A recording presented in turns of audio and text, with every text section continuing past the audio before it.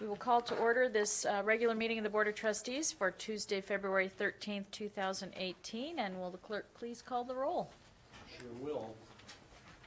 Libby Feimster, absent. Veronica Frankel. Here. Katie Simon Holland. Here. Scott Kelly, absent. John Mayer here. Melina Raymond. Here. Here. And Angela Taylor, late. Okay. And we have a quorum. Okay, great, thank you. Let's have Pledge of Allegiance led today by Deborah Beiersdorf. Would you lead us, our Chief Academic Officer?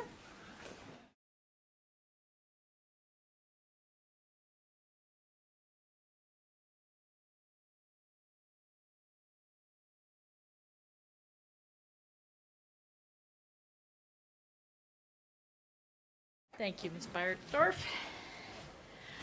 Okay, JJ, do we have any public comment? Yes. Donald Gallimore, Sr. Mr. Gallimore, welcome. You know you have 3 minutes, sir. Nice to see you. Nice seeing me too. Thank you. Good afternoon, folks. And this is good for you, Ben? Yeah. All right, good. Good afternoon, everyone. I'm Don Gallimore, Senior, and I just wanted to come in to say hi and invite everybody to a longitudinal data collection meeting that we're having at the South Valleys Library, and that's going to be on February 26th.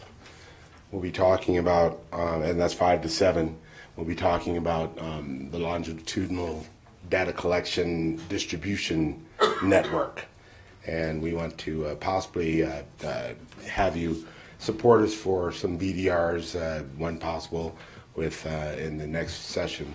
That's going to be delineating who owns the student data.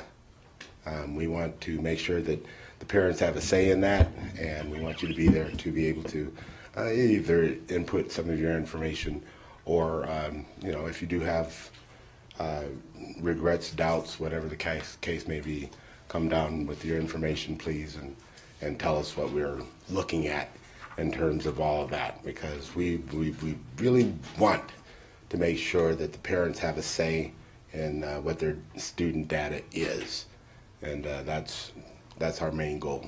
So please come down to February 26th with Lisa Krasner and others at the South Valleys Library. Thank you. All right, thanks, Mr. Gallimore. That's all I have at this time. All right, thank you. Then we will close this public comment and move on to action to adopt the agenda for possible action. Is there a motion to adopt the agenda? Move to adopt the agenda. Second, motion by Vice President Raymond and second by Trustee Frankel. Any discussion? All those in favor, please signify by saying aye. Aye. Any opposed? Okay, motion carries. And then we will go on to our consent agenda items, and that's items 2.02 through 2.06. Do board members wish to take any of those items off the consent agenda, or do you have any questions about the consent agenda items? Any questions? Okay, do we have a motion to approve consent agenda items 2.02 through 2.06? Motion by Clerk Mayer. Second by Vice President Raymond. Is there any other discussion? Hearing none. All those in favor, please signify by saying aye. Aye. Any opposed? Motion carries. Great, thank you. This is my kind of meeting. Okay. All right, we will now move on to our items for presentation, discussion, information, and/or action. To item 3.01, presentation and update on career and technical education and Signature Academy programs in the Washoe County School District, to include information on National Career and Technical Education Month. And Dr. Dana Ryan and Deborah Beiersdorf are here. And Dr. Ryan, welcome back. You've been fighting a good fight, and we're happy to have you here. All right, please go ahead. Yeah, absolutely. So good afternoon, President Simon Holland, Deputy Superintendent McNeil, and members of the board. I know you're probably getting tired of me coming up in here and saying Never. how excited I am in my new position because of the amazing folks that I get to work with. And one of those is right here to my left, Dr. Dana Ryan, who is going to give you a 10,000 foot, I would say, overview of the CTE signature programming that's happening in the district now, plans for the future, and then we'll introduce some very special guests that are seated behind her today. So I'm going to turn it over to Dana. Well, thank you all for having me. And definitely I have missed you. So I'm excited to be here to tell you all the great things that are going on in our world. First of all, February is CTE month. I think some of you know that. It's a national celebration of career and technical education, and we are always excited about celebrating CTE. So our theme this year is Celebrate Today, Own Tomorrow, and that's our plan. So, all right, let's see if I can figure this out. So I'm going to give you kind of I'm just going to give you a brief overview of career and technical education to make sure that we have kind of common understanding about programming. And then we're going to do some celebrations of what has happened in our district. And then we're going to talk about how tomorrow is a great day for CTE. Do we have party hats or? We might have, you know what? I should have brought party hats. You should have brought party hats. We'd wear them, right? Wouldn't We we? totally would have worn them. I love it.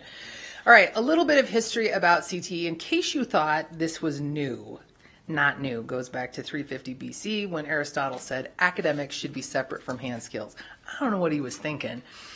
But somewhere back as we move forward, somebody else said, no, they go together. They're great things to have together. I think one of the things that is really important to note is that in 1917, this country started funding CTE, and it has been funded since then through the federal government. And 1960s, the government panel reports that vocational and technical education are sound investments in people, and I think that that still holds true today and something certainly dear to our hearts.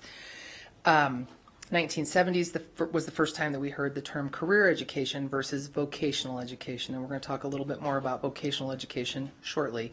In 2006, the Perkins Act actually removed the term vocational education because it was not inclusive enough of academics, and so we went to the term career and technical education, which is what we use today, because that really does signify that it is technical skills with employability skills, with academic skills, and that is what we call career and technical education.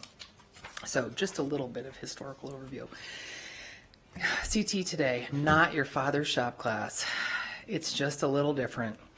So it is not vocational education. We are not training kids to go into a low-paying, entry-level job. We are training kids for something far bigger than that. It is not a track for low-performing students. Certainly low-performing students benefit from it, but it is not an exclusive track for low-performing students. It is not less rigorous than traditional academic courses. What it is, it's student-centered. It's about that student and their learning. It's about creative, innovative, inquiry-based, and differentiated learning. It's authentic. Each of our classrooms is designed to look like industry and prepare kids for careers. It's applied learning using high-level academic knowledge and technical skill coming together to solve real-world problems. So just want to make sure we all had the same definition. All right, this is the actual definition from the federal government of what career and technical education is, and I'm not going to read it to you. You can do that yourself. But what I wanted to be able to show you is that it is very much aligned with our strategic plan. It absolutely supports the work that we're doing. We've got vertical alignment, we've got Nevada academic content standards, college and career readiness, 21st century skills. It's all there. One-stop shopping. Here's kind of a visual depiction of that. And you can see that you have 21st century skills, technical skills, academic skills. Those are the three legs of the stool. That's what college and career readiness is about. Those things are then surrounded by career development, programs of study, and partnerships that reinforce and strengthen that pathway for students. You can ask me questions anytime you want. You got it. Otherwise, I'll just keep talking. Yeah, keep going. You missed me, right? Mm-hmm. All right. How are we funded? We are funded through the federal Carl Perkins Act, and that grant is actually, that act is actually up for reauthorization, but has been extended. It's been up for reauthorization for 3 years. They just continue to extend it at about $680,000 annually. That is dependent on census numbers from 2 years ago. So we took a little dip last year, and we are coming back up now. And we get tremendous funding from the state.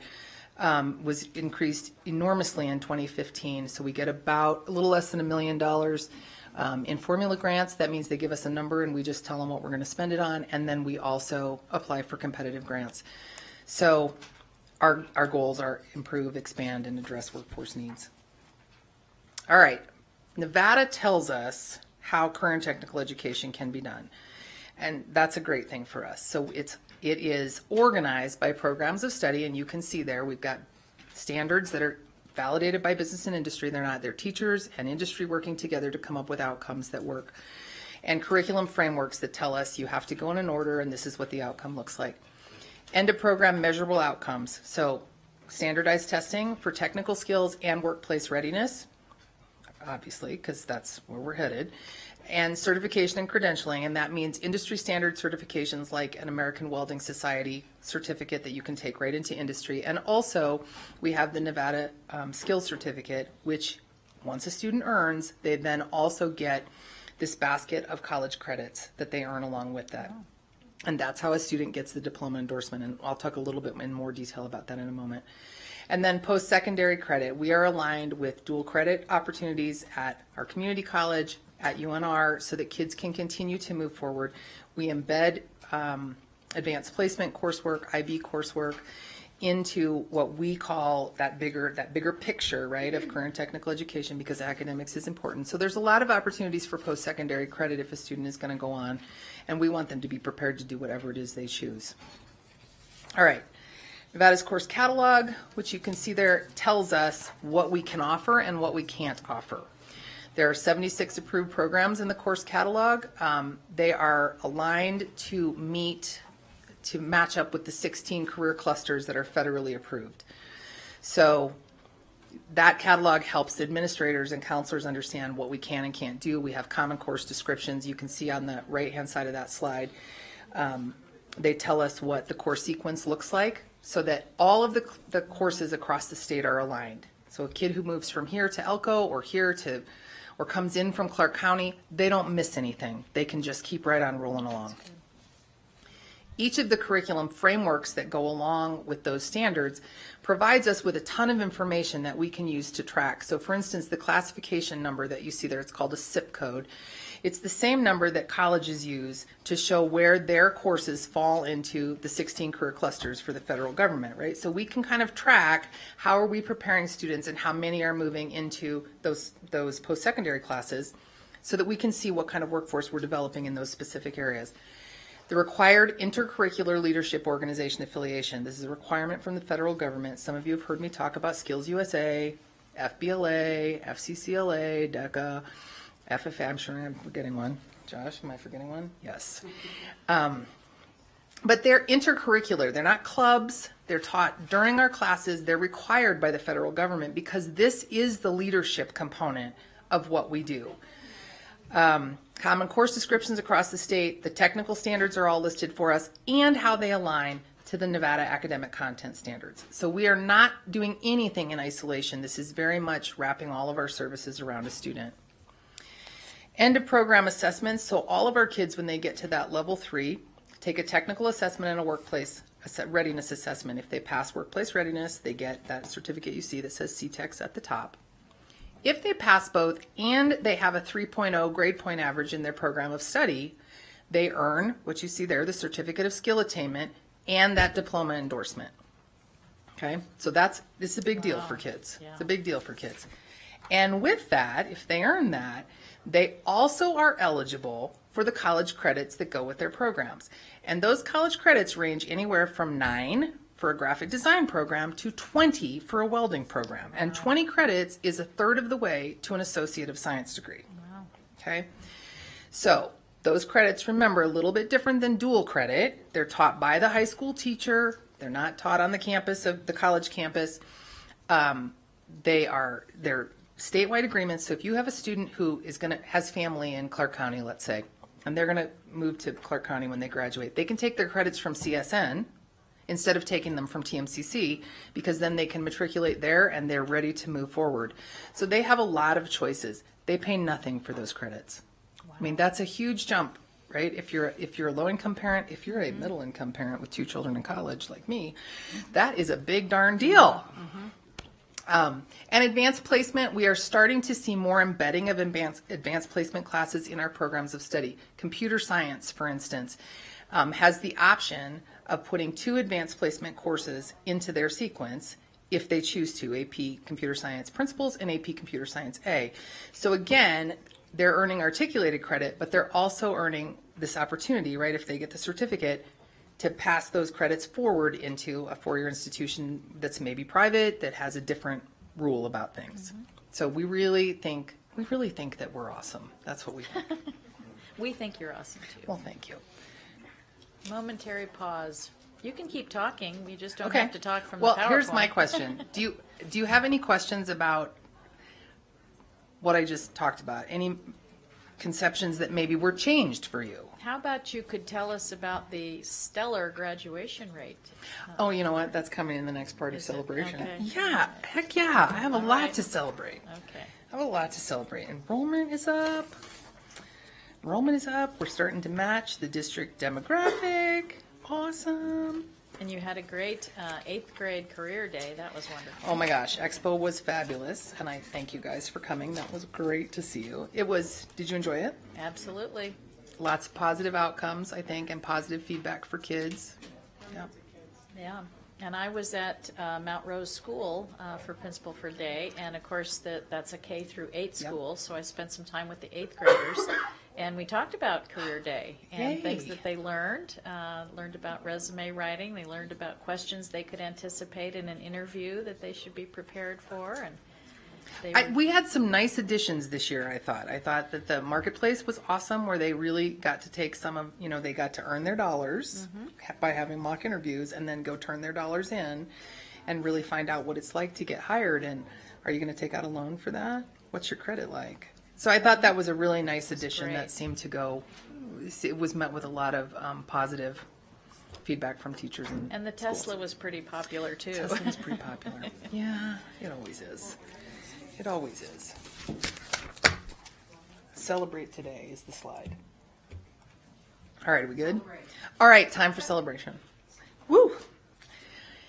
Okay, so most of you know what our CTE goals are. Engage and motivate students, right? Rigorous, stimulating curriculum, provide relevant real-world context, provide opportunities for kids to acquire those really important 21st century skills, identify and communicate accessible post-secondary pathways along that continuum of college to careers, prepare students for success in whatever they want to do when they graduate without remediation, and that is really important for us. And truly to respond to that skills imperative, that middle skills grouping of jobs that we really know that we need in this community, and across the country. So those are really our goals. These are the programs of study that we offer in Washoe County School District. I believe we are at 39. We had a couple of new ones this year. Teaching and Training is a new program that was approved by the state and is happening at AACT. Those kids are learning how to be teachers. They're learning how to be social services workers, HR professionals, and I think that was a much needed piece of our curriculum. So we were really excited to see that come along. You know about Signature Academies, which really take a CTE program and make it more specialized. And some of you have seen the triangle the other direction. So this is the flipped over triangle, because CTE programs are really the breadth of what we do. And then we kind of narrow that down to signature programs where you maybe combine an EMT and biomedical program together to make a really broad-based opportunity for a student to decide what they want to do when they get out of high school, or create an engineering program by combining automotive and metalworking and drafting, and that is a really well-rounded program. You also know that we have 7 Signature Academies, 7 CTE Signature Academies, 2 that are humanities-based, global studies and performing arts, and then we have 2 signature schools in Worcester and AACT. And Dr. Ryan, would you Yes. just list off what all of those 7 are? You're just really funny, aren't you? Sure, I would love to. Well, I think the public Yes, really I would wants love to know. It froze again, just so you know. So, Galena STEM Academy, Damani Performing Arts. AACT has 7 career academies. They are a signature school. Worcester IB, Reno High School Red House Project, Hug High is Health and Human Services Academy. North Valley's CASE, which is Center for Agricultural Science and Engineering. Spanish Springs is the Spanish Springs Academy, C3 Media, and Sports Medicine. Reed High School Enterprise Project, they have Civil and Environmental Engineering, Biotechnical, and Human Services. And Sparks High School Manufacturing and Tech Academy. Well done, but that's so impressive. It's McQueen, I forgot McQueen. McQueen. Oh my God, I forgot McQueen. McQueen, yes. I have McQueen here. I forgot McQueen. Global Studies. Global Studies. Okay, well, it's great for the public to know all of the Yeah. options that are available for students in this district. Phenomenal options for students in this district. Yes. Are we working All again? right. Okay. Enrollment data. So we have two big goals that we work under in CTE, and one of them is increase the number of students enrolling in and completing a course of study in Signature Academy CTE program. So this is about enrollment. And you can see from 14-15 until 17-18, we have done, I think, a pretty darn good job of increasing enrollment. What you see on the left side is unduplicated, that's single students. And what you see on the right side is students who are in more than one CTE class. So that's also something worth noting, that we've got 600 students who are taking more than one class or in more than one pathway, right? So those kids are pretty darn amazing. Okay, and this is enrollment by ethnicity compared to the district. And by ethnicity, you see 2015-16 there and 2016-17. And you can see that there are some changes between 15-16 and 16-17. And you'll also note that 16-17 looks much closer to the district's breakdown in 16-17. We have had kind of I don't know, we've had a little change. So probably 4 years ago, if I had showed you this, maybe 5 years ago, you would have seen that Hispanic box was almost 60%.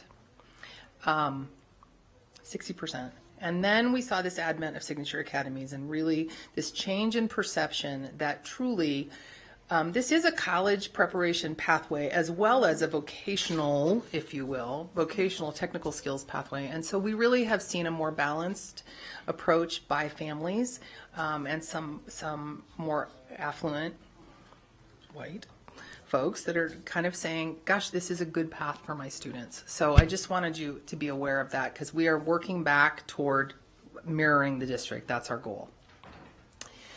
Enrollment data by special populations, free and reduced lunch, IEP, EL, second language students, CIT, children in transition, and gifted and talented. So that's just to give you kind of a picture there. The federal push right now is around special populations, and that is mostly free and reduced lunch, IEP, ELL students. GT we do a pretty good job with, but they're really focused on those students who might have barriers to access. Mm-hmm. On the right, you'll also see enrollment by program, and again, this is to kind of show you that Dieter's long-term projections for us, and you can see that in our area, specifically to Washoe, architectural engineering, production, construction, those all fall into skilled and technical sciences. Education, community and social service, food preparation, all falls into education, hospitality, and human service. That's the green one. And then computers and mathematical falls into IT media. So it's really to give you the understanding that we are very aligned with what our community is looking for as far as skilled workers. You can stop me anytime and ask questions. I have a question. Yes, go ahead. Go. Is it on?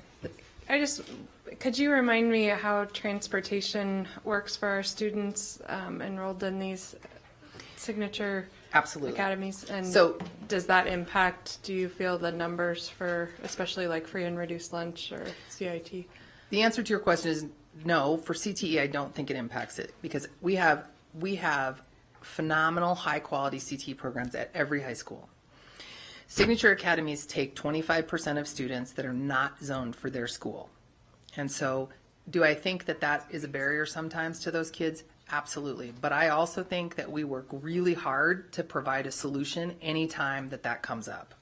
So we offer transportation to AACT, which has the widest breadth of programs. So we try to get kids there if if there's a transportation issue.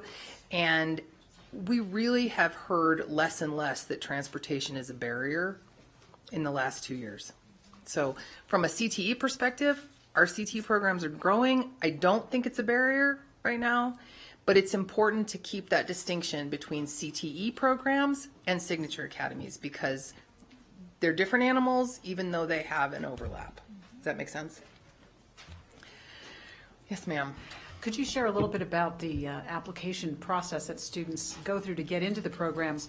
And what are we seeing in terms of our ability to accommodate the demand for the programs? And I know for some schools it may be different than others. I know AACT regularly has a number of students that apply that don't get in, but could you speak to that a little bit? Well, I think, so we have a very well-developed application process. Students have an opportunity to apply. They have to meet a minimum criteria, and that's so that we can ensure that they're successful. And then they go on a list, and there is a lottery process for signature academies. I will tell you that I think that we are doing a pretty good job of meeting every kid's need. I mean, we get about twice as many applicants for AACT as we have spaces, but once those kids are on a wait list, then we work to find spaces for them in other places. I don't think we have any in round one. I don't think we had any programs that filled on the first round this time, and we have in the past. So I think that's because people are kind of getting smart about what's in their schools, right? Their zone schools, and so there's not as much of a need to move to another school to get what it is that you're looking for. So is there always a situation where a kid doesn't get what they want? Yes. But we really work with those families to try to make something work for them and help them get enrolled the second year of the program if that's really where they want to be. So, all right, let's celebrate some buildings. Go ahead, Oh, sir. go ahead. I had some complaints about the interviews. They got called like the day before the interview was supposed to happen. Are we talking about AACT? Yes. Okay.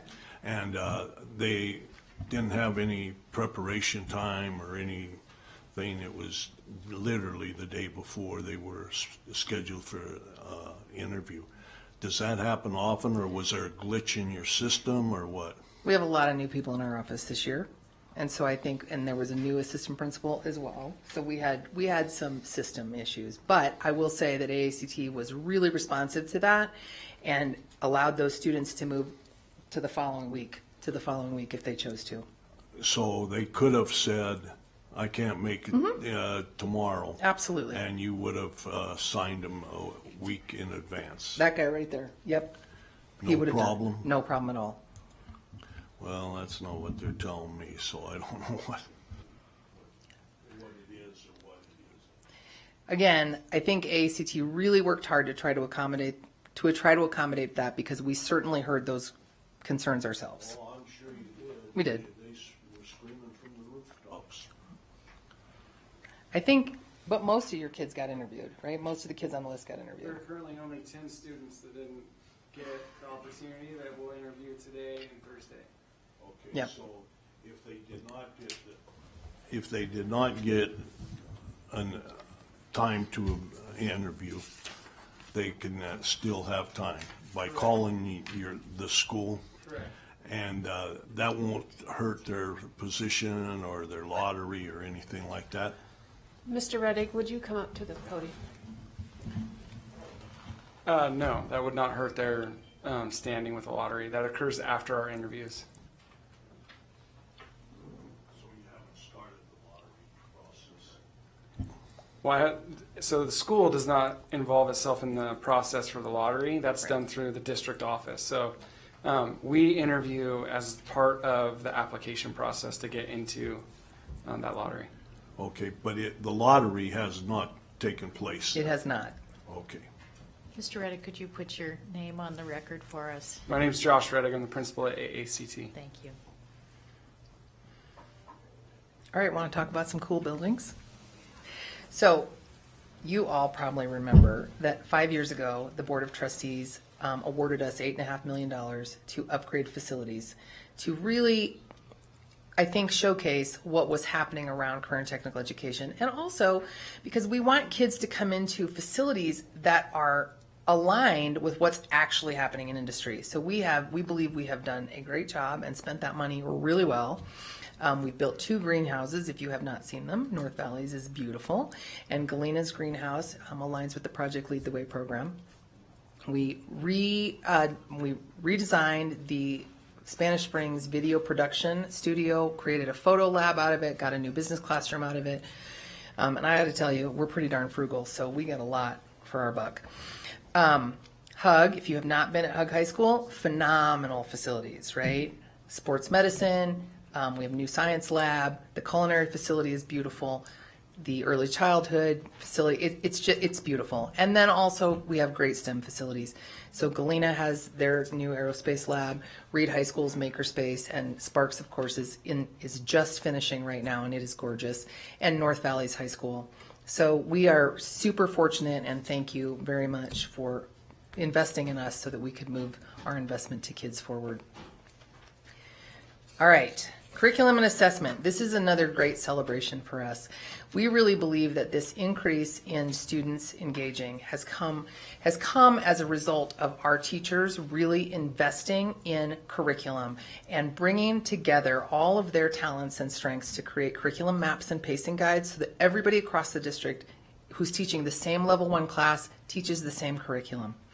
They've developed common semester finals so that we can measure student progress equivalently across the district and make sure that they are darn well prepared for that end of program test. It also means that our kids can move from a culinary program at Spanish Springs to a culinary program at Galena, and they don't have to worry that they missed out on something. And I have to tell you, the teachers have been amazing. This has been unbelievably difficult work. We are the only district in the state that has taken this on, and it really has allowed us to elevate what we're doing in those classrooms. So they definitely are to be commended. They've worked really hard. Completion data, that's the other part of what we care about, right? We don't want them just to enroll, we want them to finish. So again, you can see 433 students. We're anticipating 900 this year. Those are tremendous numbers for us. And overall, we're looking at 15% of our enrollment because they're in level 1, level 2, level 3, and advanced studies classes. So we're right on track to hit our goals. What you'll see on the graph below is in red, those are the students that earned the completion certificates. That means that they passed technical skills, they passed workplace readiness, and they have a B average. The state's goal is 50%. So we're doing better than that. Our goal, however, is 100%. So we're still working on it. The state's goal as far as the number of completers is 11,000 by 2020. Our portion of that at 15% of the total student enrollment is 1,550. We have a ways to go, not going to lie. That's going to be a stretch for us, but I am fully confident that we can get there. All right, achievement data. So these are our graduation rates in CTE. You did, but look how pretty that is. And we're so excited about this, right? Because they've been going up, and what you'll see there is the blue is the cohort, the district cohort, right? That's district graduation rates. The orange is all kids who sometime during their high school took 2 years, a sequence of 2 years of career and technical education. That's in orange. And in green are kids that finished a 3-year program. And that's, there's nothing much to say about that data because it kind of speaks for itself. So that's pretty awesome. It's very awesome. And in case you just thought there were certain populations that were benefiting from this, I just wanted you to see that race, ethnicity, special programs, data's the same. Data's the same. If we can get kids engaged, we can raise the graduation rate, period. We are a very well-kept secret, I believe. Opportunities for success. We have done so many amazing things with kids. I just wanted to share a few of them. Honors and college credit, we've already talked a little bit about that. In case you were not aware, all level 2 and level 3 classes earn honors credit. That means students don't have to make a decision between taking an AP course and a CTE course in order to earn a more advanced diploma. Leadership. We have all of our leadership opportunities that students participate in, and we have several thousand kids that do that annually. Work-based learning. We'll talk a little bit about more about what's coming for that, but we have really some awesome partners in the community that are taking our kids in and sharing with them what it looks like to be in that career field and what kind of opportunities are available. Service learning is a big deal for us, taking the skills that those kids have, finding a problem in the community and using their skills to solve that problem for the long term, not the short term, and not in isolation. They don't just show up and serve food. They say, how do we create a system where we always have kids there to help you serve food? Competitions, certifications, we've talked about those things, but these are all part and parcel of what happens in a career and technical education program. Student transition, this is our second big area of strategic planning. Increase the number of opportunities for successful transitions and positive post-secondary placement. Positive post-secondary placement means when a student graduates, they are doing something. They're in the military, they're in college, they're in a job. They're not sitting on mom's couch. Okay, so we want to help them. I can't tell you how many times when we make the phone call, the mom says, yeah, I'll tell you what he's doing. He's sitting right here on my couch. Yeah. Mom's everywhere. Mom's everywhere. Yeah. So we have lots of different ways that we do that. Our articulation agreements are those college credit, those CTE college credits that the students get. We're working up to having one for every program of study. The post-secondary learn and earn pathways, I think you've heard me talk about that, where they can start with those credits in high school. They then transfer to TMCC, and then TMCCs, once they finish the AAS, they go right into university and they can get a university degree in 3 or 2 years, depending. So we have several of those under development, dual credit enrollment, certifications. We are always working to offer a certification. We want kids to leave with something tangible in their hand that they can take to industry. Internships, work experience, we'll talk a little bit more about that in a minute, and then the service learning. So we feel like we're right on track to hit our targets. We're kind of excited. We're always kind of excited. So, but it's really about owning tomorrow. Celebrate today, own tomorrow. So one of the things I really want to make sure you hear is that we have this design, right? You've seen our star design. That star design is really intentional, right? So it's five different pieces of our partnership puzzle with the student in the center. The student is the star. And without these partnerships, that's community, that's our colleagues in the district, that's higher education, business and industry. Without these partnerships, we can't do anything. It takes us all, the whole village has to come together to make this work. And we are really fortunate to have that happen. We are extremely excited about having JAG Nevada kind of come under that CTE umbrella. So they'll be kind of part of our team in schools. They'll work together with CTE. We think that's going to be great for us. It's going to be great for them. So we have lots of partners that we want to celebrate this month, and we try to tell them how much we appreciate them. So I'm saying it out loud in this forum. We couldn't do it without any of you. We couldn't do it without any of them. We also have lots of cool things that go on. New programs coming. Computer science, community health science, and military science was just approved as a CTE program of study. So ROTC will have a home under CTE, and we are super excited about that. They're excited. It's been a long time coming. We've worked that one really hard. New facilities, obviously. Wild Creek, we have great plans for Wild Creek. We'll have facilities for culinary, commercial culinary, not home economics, commercial culinary, skilled and technical programs that align with automation and manufacturing, the things that we know are a big deal in this community. Those will come, and then we'll follow that up right behind it with Hug High School, where we are really planning for programs that can live into the next 20 or 30 years, not 5 years, 20, 30, and can easily be changed to meet the needs of our community in 30 years when they're different. Expanded initiatives around internships, and again, this has come out of the legislature. So we have 3 different kinds of internships now, individual, assisted, and group. We have aligned ourselves with GT, with counseling, to come together and offer a more streamlined system for students so that all kids have access. And that we've kind of been piecemeal up until now, but we really feel like this is going to be great for kids. Outreach and education, Chart the Course is an event that's coming up on February 24th where we get to meet with middle school and high school parents and talk to them about preparing for careers, preparing for college. What can you do now for your student to be successful? We've been planning that with Parent University for several years, so we're super excited that that's finally come to fruition. Salute to Signatures and CTE. I certainly hope you're all there. You're invited. We'd love for you to be there. It's actually May 3rd. We just had to change the date. May 3rd at AACT. We'd love to have you there. And then if you're not familiar, we do articles in the RGJ about every week. Can you pass those for me? So here's a sample of one, but I would love for you to take a look at this website and start telling people about it, because lots of cool things get posted there about what our kids are doing and what our community involvement is. Dana? Yes.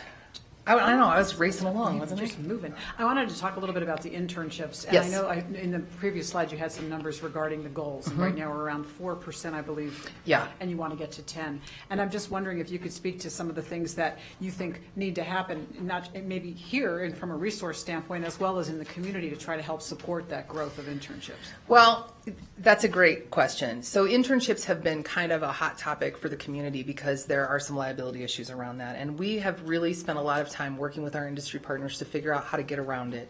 And so part of what we've come up with is these group opportunities for kids where we can have a single teacher who takes a group of kids and takes them into the hospital, for example, and gives them an opportunity to see all of the things that are happening in the hospital, but they're supervised. And that has been the biggest hitch in our giddy up. Same thing in skilled and technical, right? You can't do much of anything unless you're 18 because there's a liability and an insurance issue. But when we have a teacher who has 4 different companies and 2 kids go here this week and 2 kids go here and 2 kids go here and 2 kids go here, and they kind of shadow different parts. They're not touching anything, they're shadowing. And that teacher is checking on them. Businesses feel far more comfortable with that. We did one in culinary this year where we had four different culinary businesses that took several kids apiece. They swapped them out halfway through the semester so kids got to have 2 different experiences, and then at the end they put on a pop-up restaurant. It was fabulous. South Creek Pizza, we really appreciate them. So we're trying to take some different approaches to that. We are also collaborating with Join, which used to be Job Opportunities in Nevada, now it's just Join Inc., to help us find those business people, because we have a lot of criteria now and requirement from the state about vetting those businesses, making sure that we check that they're safe for kids. I mean, we did it before, but we have criteria now and a lot of reporting. So Join, because that is their business, is to work with business, is helping us find those people and then creating internship opportunities for kids. So we feel like that partnership is really going to move us forward quickly. So, does that help? Did that answer? Go ahead. Sort of along those lines, a month or 2 ago, we had a presentation about, or we just had public comment that spotlighted apprenticeship programs in the community, especially in our construction and manufacturing. And it just seemed like there was such a natural tie-in to our CTE programs. I'm sure you're already working on that, but I was just curious to hear what connections apprenticeships are interesting. So apprenticeship is really an 18-year-old and older. That's what apprenticeship serves.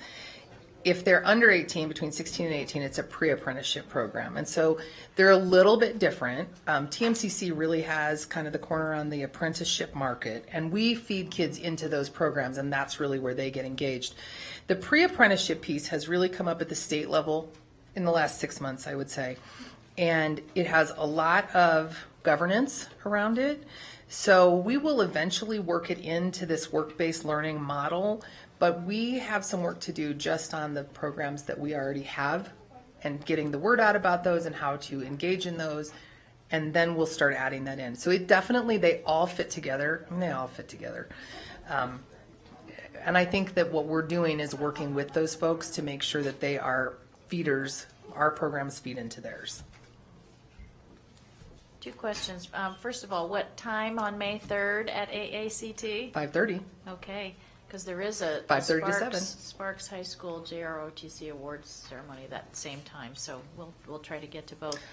And then as far as ACT scores, do you find the same kind of performance on ACT scores as we do on graduation rates? Because ACT is kind of the surrogate for college and career readiness. So what are you seeing there? I'm seeing that you asked me a question that I feel very passionately about.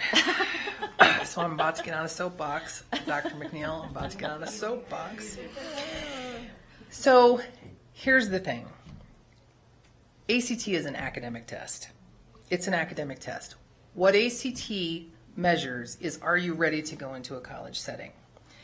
But the ACT report also gives us a it gives us can't think of the word because part of my brain is missing, gives us an equivalent for the National Career Readiness Test.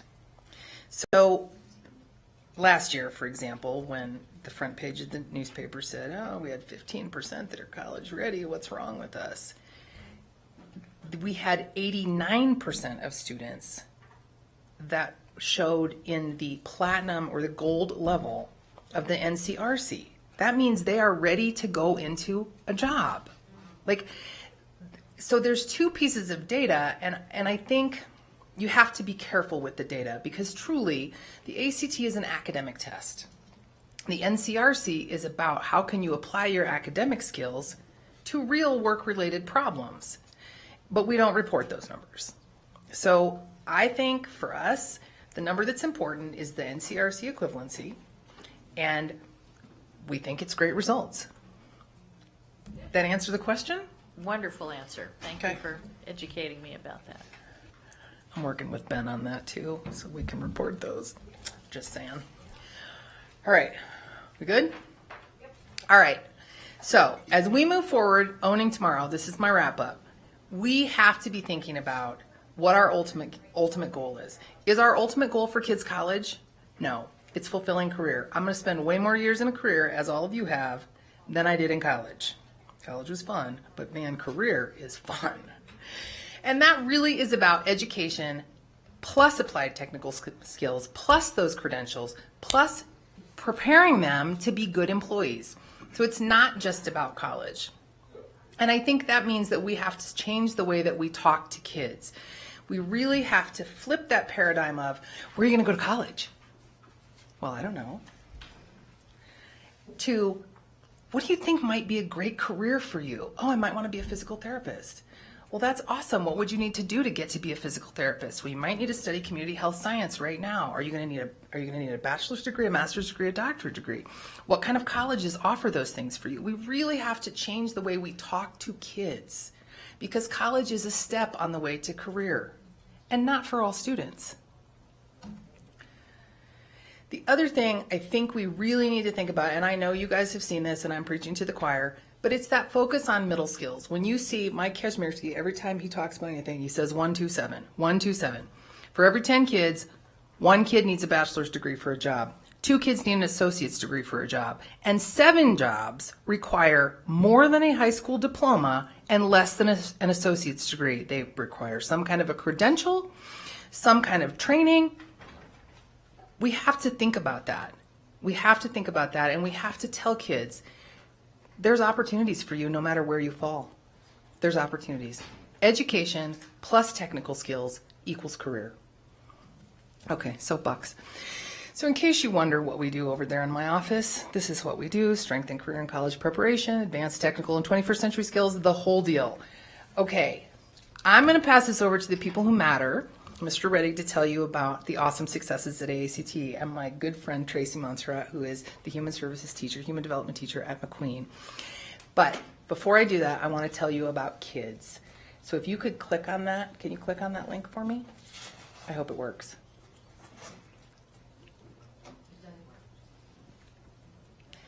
So we publish these articles in the RGJ. This is the service that we pay for, right? Because we're getting the word out about CTE. We use grant money, so don't get excited. We use grant money for that. But this is a great place for you to see what's happening in our schools, for you to tell the people that are in your districts what's happening in our schools and why this matters, and it makes a difference. We try to highlight teachers. We try to highlight kids. We try to highlight our industry partners so that people understand that what we do in schools is about supporting this community. So I'm going to leave the kids up there, and I'm going to introduce my good friend, Josh Reddick, who is the principal at the Academy of Arts, Careers, and Technology, 100% graduation rate, and he's going to tell you about all the things to celebrate there. So thank you for allowing me to come. Thank you for the invite, Dr. Ryan. So there's some pretty amazing things that occur at our school every day. So what it looks like and what it sounds like when you discuss this through a PowerPoint or through a conversation with somebody is completely different than the actual experience. So I would invite everybody to come and take a chance to see what we do, and I'll pair you up with students. You don't want to come and see me Trustee Frankel came by, and she's probably the first time she's been paired with students to be sent around on a tour and learn about a school, because I'm not the one that sells the school, our students are. And so some of the things that matter that occur in our hallways every day is a culture of respect where students understand where they are headed as freshmen. And they have opportunities to learn, grow, and expand what that looks like as they go through a 4-year pathway. And I say it's 4 years because some of them have pathways that only take them 3 years to complete. I have motivated students that complete multiple pathways. I had a young lady complete her culinary pathway and decided that she wanted to take on her medical pathway. And so she'll be a completer this year as in the medical academy and in our culinary academy. I have a young lady who's in our medical academy who's one of our most popular. She will be graduating near the top of her class. She is also going to be completing her medical academy credentials. And just this year, she decided she was going to add the EMT pathway to her medical certifications. And so the EMT's pathway is not easy to complete because it's a 2-year program. She's going to complete that program at the end of May, and she'll be certified not only as an EMT once she sits for her national board certification, but she'll also have all of the credentials necessary to choose whatever medical pathway she wants, whether that's in a 4-year school or whether that's going to be, being a nurse practitioner, or something like that. She'll have all those skills to be successful. I have students that want to be firemen, they want to be police officers, they want to be chefs, they want to be cooks, they want to be business owners. They have all kinds of ideas and dreams, and they're fostered within our system. And it's not about an ACT score or did they pass this test or that test. They can tie themselves to one or more adults in the building that they can have a conversation with that will help them get to where they need to go. We hire and recruit the best teachers. I'm proud of the staff that we have, and they reach out to our kids every day. And there's not enough I can say about the work that they do, considering that if they compete in a Skills USA or other CTSO at our school, there's times where students will miss upwards of a week to 2 weeks of school competing to be the best in their field of study. And so our teachers are, tutoring them, prepping them, and bringing them in for after-hour support so that they can get the education and get the necessary skills so that when it comes to the end, we can maintain that 100% grad rate. And 100% is not easy. That's a walk every day. That's knowing every student that is struggling. That's knowing their personal stories. That's knowing that today, Mr. Reddick, I can't get to school because I don't have transportation. That's picking up students. We have around a 40% FRL rate. We're not, different in terms of poverty being an issue for our students at times. So we do tremendous work for kids every day, and I am fascinated by the amazing stuff that happens for our kids every day. So I appreciate every time someone comes to visit because it's a time to shine a star on somebody. And I always pair new students up with new people that come and be a part of what we do as our family. And so I can't stress it enough. It's truly a family. I would expand our school 100%. We'll be the biggest our school's ever been in its creation next school year with just over 600 students. And that's not by accident. So I have teachers that would tell you they would appreciate it, Mr. Reddick, if you would stop taking as many students. But I'm here to tell you that any student that can gets in and gets the opportunity, I guarantee makes it to graduation day ready for whatever life throws at them. So. Thank you so much for the work that you all do, and I think it really is a hidden gem of our community that not enough people know. Yes, Trustee Frankel. And what I'd just like to add is I was so impressed by the students that I met, and of course all the work that they were doing and all the teaching that was happening. That was an amazing experience to be at the school, and it's not the first time, but I was there for a much longer time than I have been in before. But one of the things that impressed me the most was the energy of a lot of the students who are talking about meeting with state legislators to try to increase funding, already talking to our state representatives to be able to look at funding for CTE, and just their inspiration to go do that and to take the lead among students to try to start those conversations. It just impressed me so much, their leadership and their passion for this area. Yeah, very passionate.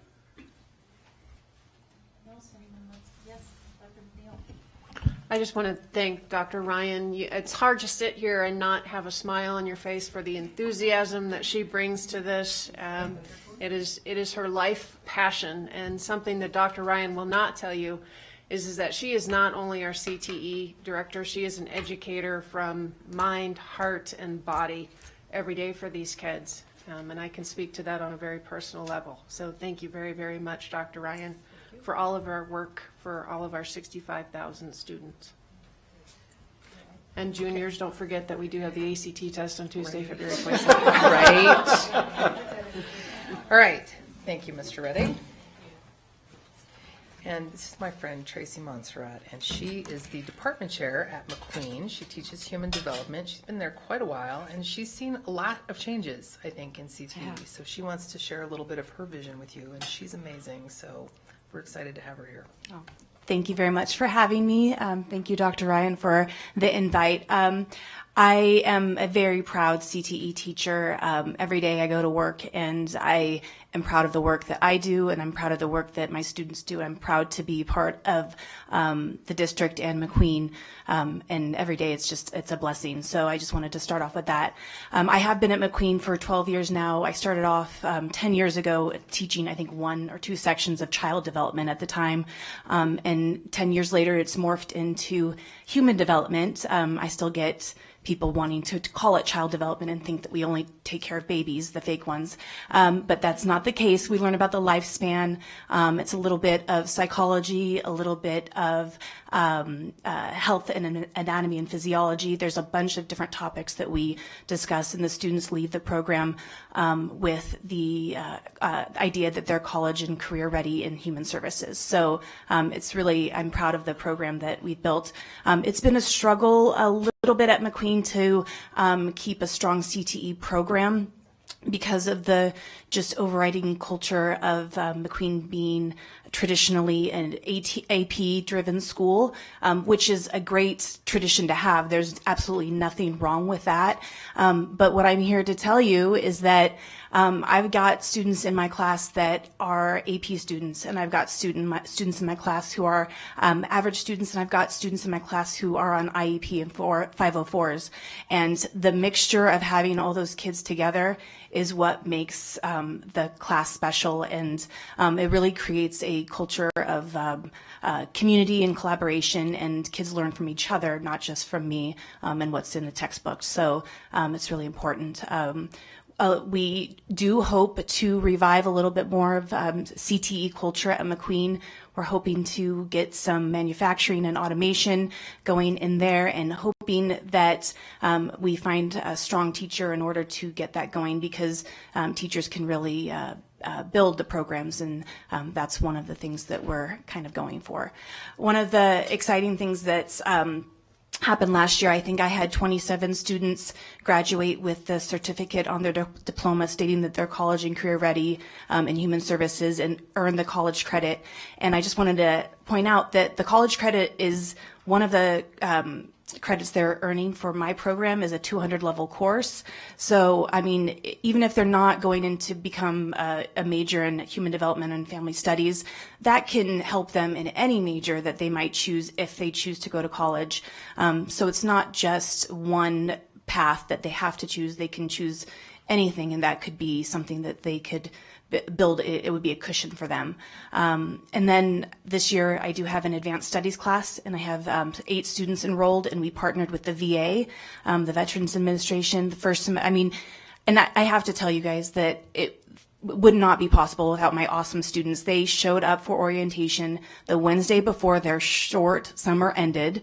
So before school even started, the fall semester, they showed up on a Wednesday morning to go through orientation at the VA, and they have done phenomenal work, and they've represented McQueen and the district, and we're going to continue working with the VA to even grow the program even further. This semester, they chose 2 of their top service areas that interest them the most, and they're doing a deep dive into anything from diagnostics and imaging. One student is looking at canteen services and human resources. Another is doing prosthetics. And then we have a couple in nursing services as well. So it's amazing. And I mean, they all had jobs. They're all seniors. They had jobs. 2 were playing sports and holding jobs and doing this once a week. And so these kids are dedicated. I mean, they're dedicated, and it's amazing. And I think more than anything, they feel a part of something. And I think that is bigger than what we can really imagine for these kids. They can really feel like they belong in a classroom. They feel like they belong in a community within McQueen. And so I think that's important for these students as well. Thank you so much for that. Any questions? Yeah. That's great to hear. And I was out at Tesla week before last, and they had on their slideshow a young man from a high school in Clark County. And I said, wait a minute. Yeah, so let's get a little manufacturing and automation featuring for our Washoe County high school students. So, great. Okay, yes. Trustee Raymond. Thank you. I just wondered, are there at this time any gaps in the curriculum in terms of the programs we're offering for CTE that you see, and what might those be? Gaps as in programs that we're not serving currently the sector. offering, and that you could see being valuable. Or I told you she was awesome, by the way. Thank you. I think that we always are going to have places to grow, and definitely when you talk about the Tesla, Panasonic, and the manufacturing, the automation and the manufacturing, we definitely have some work to do there. I think we're on the right path. We have a great relationship with TMCC around what those articulated credits are, how to move them to Panasonic, Tesla, and to other manufacturers in our community. We need more programs, and I would say the same is the case with construction. Right? I mean, we know that is a huge area, and we are very limited. But Dr. McNeil and Debbie and I just talked about this today, about how we're going to do that, and I think we have some big plans in place. So I think that in the next 3 or 4 years, what you'll see is kind of this blossoming, and as programs grow and finish. Because really, it takes us 5 years to put a program in place. We got to plan it, we got to get the equipment for it, we got to start it. And then it takes a kid 3 years to get through it, right? So it takes a while. We've got kids coming out of manufacturing at Sparks High School for the first time. Their facility is just now finished, and if you have not been there, it is gorgeous. And we are going to fill it with equipment over the summer. And so then you will see things that look to you like Tesla when you go in, look to you like advanced manufacturing and automation. And so I think it takes some time to change people's perceptions around what that is, right? Because we still think it's Detroit factories with grease under our fingernails until you walk in and you see that it's all automated, and you got an automatic welder over there, and right, and then there's a computer that does it all. All you just stand at the computer and tell it what to do. So I think we're going to see some of those things start to grow, and we're being very strategic about what programs we put where, so that we truly are aligned with the economic development needs in this community. Because what we don't want is to set kids up for places that there aren't careers. So, does that help? Any other questions? Comments? Yes, go ahead. Trustee Beamster. Dr. Ryan, I just want to commend you and your staff for just all the positive statements that you said today. They were so moving that I just started writing them down because out in the community sometimes you'll hear how, oh, this person is just ready to quit. She just can't handle it anymore. He can't handle it anymore. And I'm like, handle what? And when I sit here today and hear positive statements like, every day it's a blessing. I mean, it grabs you. Every day it's a blessing. That is so, it's so touching. And I want to thank you for just, even a train wants to thank you. My goodness. It's like, they heard it, you know? But the mixture of students is great for collaboration and culture. What a statement. What a statement. I think the president mentioned that you have such, no, I'm sorry, Kristen, your energy, your excitement, we don't even have to discuss it. It's there. We can see it. We can feel it. And that's so important, especially, Angie and myself, we just attended a funeral, and, you come here and just so many positive statements. We're here to help change kids. That's so important. There's so many.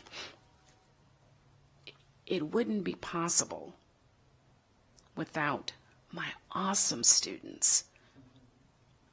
And then at the end, you're throwing it to, I'm sorry, I didn't get your name, from Tracy from McQueen. I told you she was awesome. I mean, it's just amazing. You said it twice. The students are so dedicated. Most important, they feel like they are a part of something. And I missed a few. I have a lot more written down, but I'm just tired and can't see. But it just made me feel so like, you're right, we are a great kept secret. And we need to start sharing our secret, because it just made me feel so good to be here and to be a part of this secret. And I cannot say thank you enough for all these positive comments that could go, they're straight out of a textbook. That means something, because I know they're meaningful. They're not just written words. So thank you. Thank your department. Thank all your staff members. And I thank the Lord that you're here with us. So thank you. I'm just going to encourage you all, when you go visit schools, make sure you go to the CTE department. Absolutely. Go see them, go tell them thank you, because guess what? They're all excited about what they do. And they'll all tell you it's about great kids being committed to programs. But sometimes they don't feel like they're very important. So please make sure that you go love on them and tell them that they're of value to this district and they make a difference in our community. So. And of value to the entire community and the entire region. This is our tomorrow. So thank you for working on our tomorrow. Yay. All right. Thank you very much. Thanks so much. Thank you. Yay, yay, yay. Okay, well, that was definitely uplifting. Thank you. Okay, let's move on to 3.02, which is discussion and consideration of possible action to provide preliminary approval for the proposed revision of Board Policy 4505. Not quite as uplifting as what we standards of professional conduct, which includes clarifying language related to ethical standards for staff and initiation of the 13-day public comment period. And our Chief Human Resources Officer, Dawn Huckabee, is here to present. Thank you, Dawn. Good afternoon, President Simon Holland and Deputy Superintendent McNeil and members of the board. I'm Dawn Huckabee, Chief Human Resources Officer, and today we're talking about Board Policy 4505. This is a policy that has gone to the Board Policy Committee on February 5th. There are three significant revisions to this board policy. The first is that we added a statement that says that there's an intention of the board, the superintendent, and management to set an ethical tone in our school district.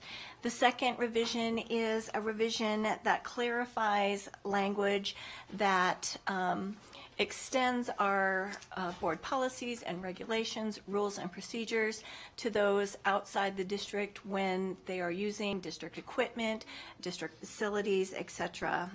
And also, the third is that we removed the section on staff freedom of speech because, as you all know, we've created a freedom of speech policy.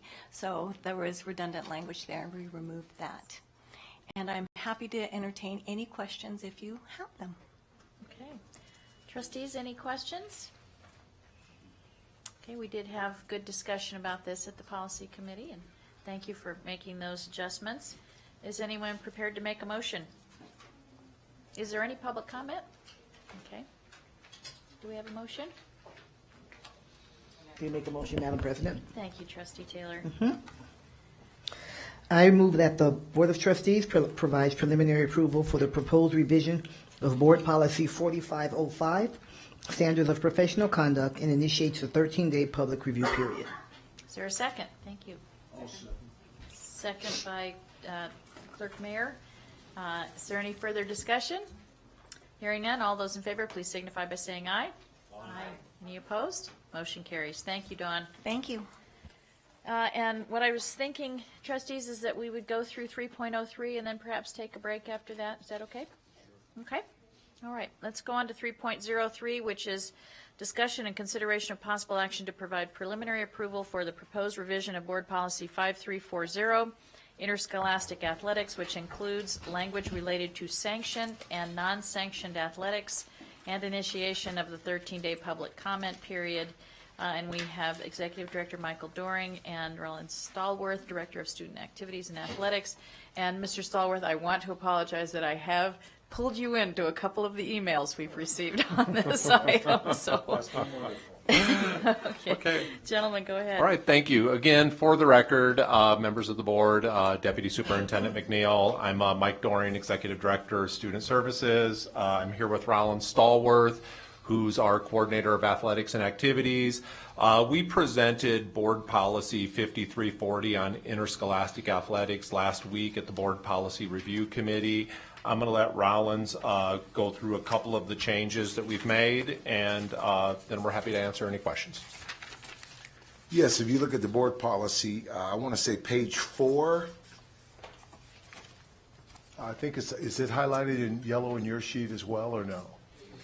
But two of the major recommendations on that was brought up to us regarding the committee was to make sure that we write in a district policy and procedures in which district sanctioned sports, those that aren't sanctioned, non-sanctioned sports and club sports could become sanctioned in the process in which that could happen.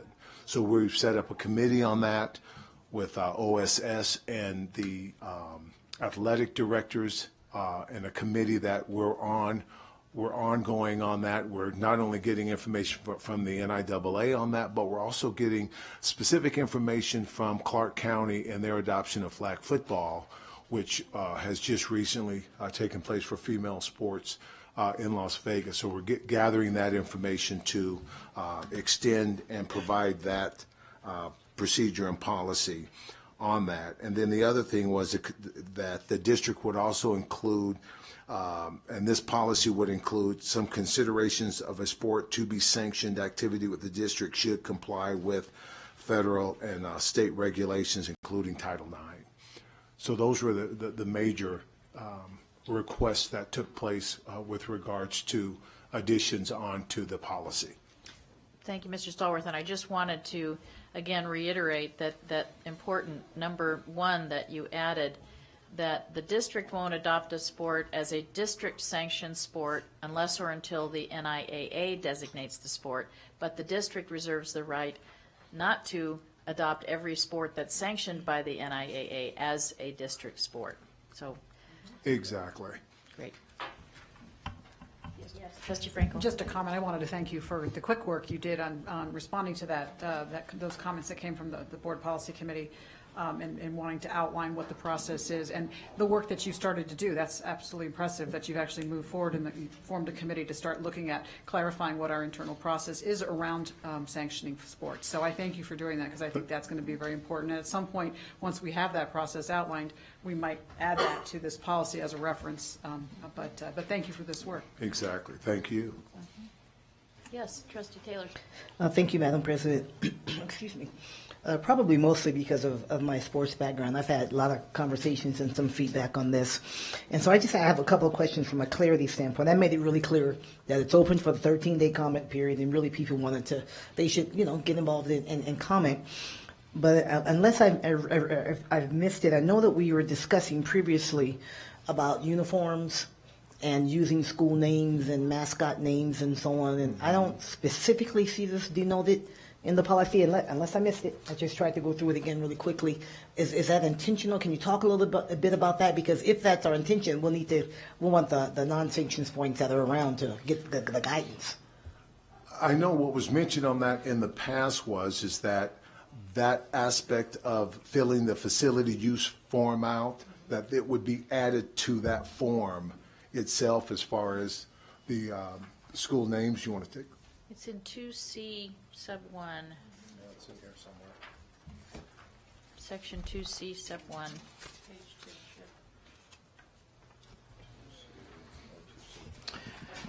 David Lasik, Chief of Staff for the record. So that is also being built into revisions of the facility use policy. Oh, okay. So we will be bringing back a separate policy around facility use that has that specific language in it as well. Okay, thank you. Yeah, that was about yearbooks and so on. This was about something else. Okay. Thank you. Okay, thank you, though. Apparently they understand. Apparently they do. And so, no offense. Thank you, Madam President. Oh, there was some code going on there, and I missed it. No, I'm glad you're getting that addressed. Okay. Any other questions that I can mess up? Anything else? And I know I don't mean to take it lightly, because I know this is an important issue for a lot of families. We've had a lot of emails about it. And I appreciate the discussion that we had at the policy committee. I think one of the things that has been an issue for folks is the issue of perceived liability or implied liability, and that is really what's referenced in the discussion about school yearbook and recognition at awards nights and receipt of an athletic letter. Could you just again go over that a little bit, and maybe Mr. Reich, I don't know if you want to add in, but that was a big reason why we are saying we have to have a bright line between the sanctioned and non-sanctioned sports. And maybe you could just refresh folks who didn't hear that discussion last week. Yes, there are, in writing this policy and working on it, what we found is there's a huge realm of definitions and levels of club play at the high school level, all the way from the Boy Scouts of America that attend the high schools, that just go and have their meetings once a week there or once a month, all the way up to the club baseball team that is made up of the high school baseball team. And in this case, lacrosse. And what we haven't been able to do with the policy is put all of those under an umbrella, and all those schools would have a consistent process in which they treat those programs.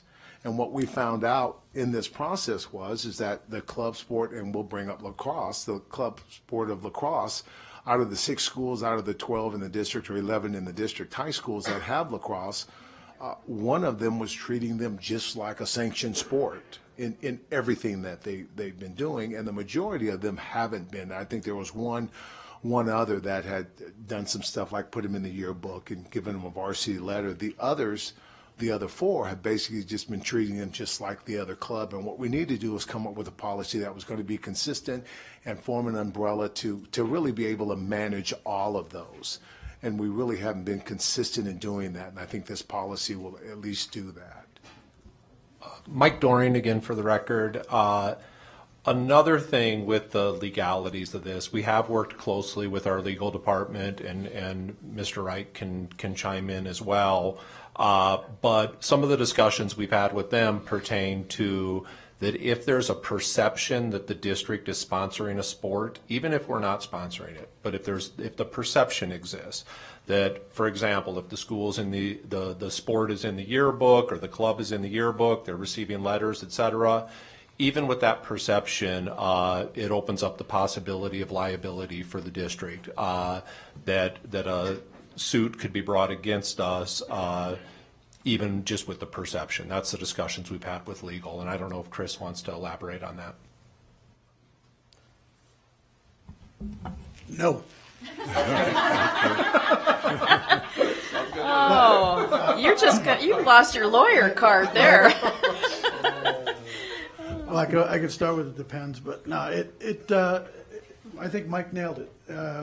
There's a problem that we have insurance and risk and liability for our own NIAA sanctioned sports and things that we do, and we do not take on that risk for other clubs that are outside of that realm. And once you start blurring that line, showing those clubs that we recognize you were part, then somebody on the outside will say, well, you're acting like they're your responsibility, your club, and you are now responsible because they've made promises or they damaged something, and then all of a sudden we'll find ourselves liable as an applied authority over that club or that there are. So, yeah, we have to make that distinction. We have to make it clear. So it's clear to third parties out there. So they're not entertaining them saying, oh, that's a Spanish Springs club / group. Well, they're not. They're separate entity and distinct from us. So we got to make sure that's clear. Good. Okay. Any other questions? Dr. McNeil, did you have something you wanted to add? I didn't have a question, mostly a comment. I just want to compliment Mike and Rollins and Dr. Green, who's not here, but and also Lisa Scurry, who's standing in the back. This was a tremendous effort to pull this all together, and our legal staff, Office of School Leadership. When they first brought it to us, as far as this is something that we're proposing, it was a little awe, It's like, oh goodness, but they've done such an exceptional job. So just compliments to you. Thank you. Thank you. No. Do we have public comment, JJ? We do. Christy Briggs. Oh, I'm sorry. Can we wait for just a second? I didn't notice that Trustee Mayer had a.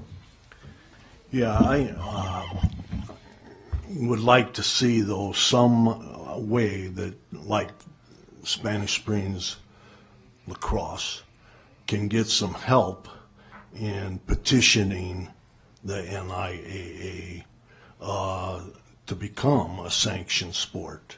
Because they're just parents and people that are just like love lacrosse, and they don't know the first thing about getting the sport as a sanctioned sport. And I was wondering if there isn't some way that they could come to your office or somebody's office and they could show them the forms and what they have to go through to become an NIAA sanctioned sport. Rollins Stallworth, the NIAA and representative, and also the athletics and academic coordinator for the district.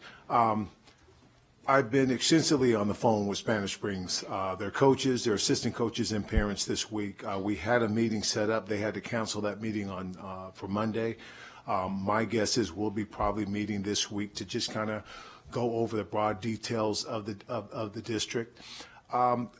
My suggestion and what I told them is that they're definitely going to have to take a leadership role once the procedures and policies come up of how they move from a club sport to a sanctioned sport. Those group of parents are going to have to really take a leadership role with regards to following that policy and getting schools, other schools involved. They got to get the Hub community involved. They got to get the North Valleys community involved. We got to have equity across the entire district, and they'll take that leadership role and do that. And I'm sure they're going to have a lot of success and at least have the opportunity to do that, because we don't definitely want to take that away from them. And I think this is important for everyone to understand that. I've been telling the lacrosse people all week that this has nothing to do with trying to take lacrosse away from anyone. In fact, it's trying to hopefully what it's going to do is open up opportunities for lacrosse in other schools that haven't had lacrosse yet. So short version is to have them contact Mr. Stallworth. Okay. But this policy doesn't go into effect until next year, right?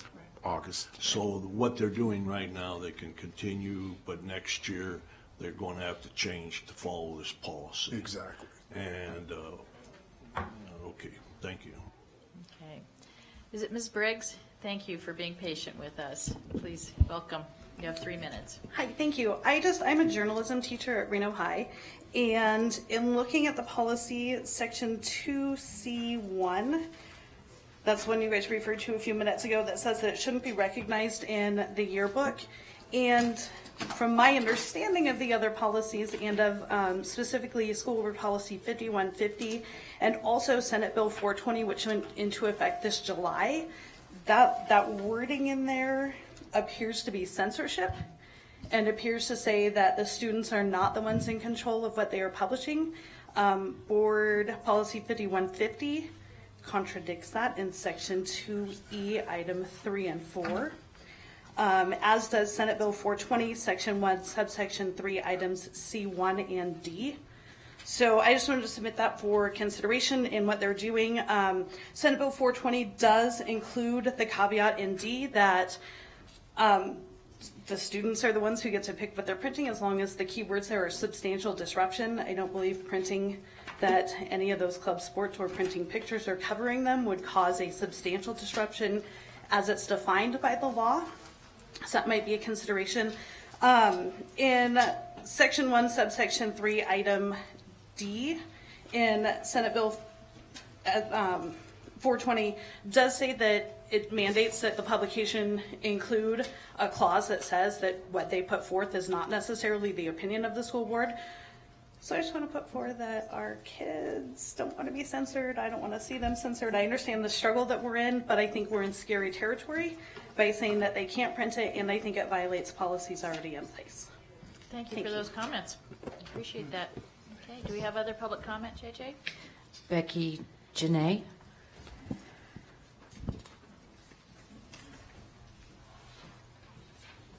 Thank you for letting me address you. And I just want to, I'm with Huskies Lacrosse, and I absolutely am not here to say anything about NIA sanctioning. I understand that process, and I understand that that is a totally separate issue from what you guys are addressing here. But that being said, the yearbook thing is a big deal for our kids. I understand what you guys are trying to do from transfer of liability. I get all of that. But when you have 600 kids in the district that play lacrosse for their schools, they understand that the money doesn't come from the schools, but they play, they represent their schools when they play, and you're telling them 600 kids, way more than some of these other sanctioned sports, that they can't be in their yearbook because you guys are afraid of liability. It just comes across very, very wrong. And I just, like I said, I respect what you're trying to do with the policy in general. No issues there, but we do have issue with the yearbook thing. And then the one other comment that I would like to make is on page 7, section II, items 1 and 2. We just want some clarification there. We're not opposed to them. We just want the use of the district facilities for non-sanctioned activities require proof of insurance and may be subject to rental fees. What does "and may be subject to rental fees" mean? When we're trying to build budgets to pay for these kids to play these sports, we pay for referees, we pay for all of that stuff ourselves. We need to know going forward what that means to us and our budgets. And then also the distribution of information. We run all of our flyers when we're announcing registrations through. We get approval from the school before we put anything up. Now you're saying we can't put our signs up in the school to announce that we're doing registrations for lacrosse. I just want clarification. Is that what you mean there, or can we still continue to, as long as we get it approved by the school before we do it, can we still put that stuff up? Just clarification. Thank you, and we appreciate the work you do. This stuff seems so trivial compared to the real work you're doing, but it is important to the kids. Thank you so much, Ms. Thank Janae. you. Thank you for being here. Do you all want to comment? Do you want to respond to any of those questions? Yeah, just Mike Doring again for the record. In regards to the district facility usage process, it's our belief that our lacrosse teams are already doing this. The district has a process in place that for any outside group to come in and use our facilities, generally there's a fee attached to that. That would be the language of the rental fee. It's the fees that are associated with using the district facilities. There's proof of insurance that's required as part of that process, filling out the forms, et cetera.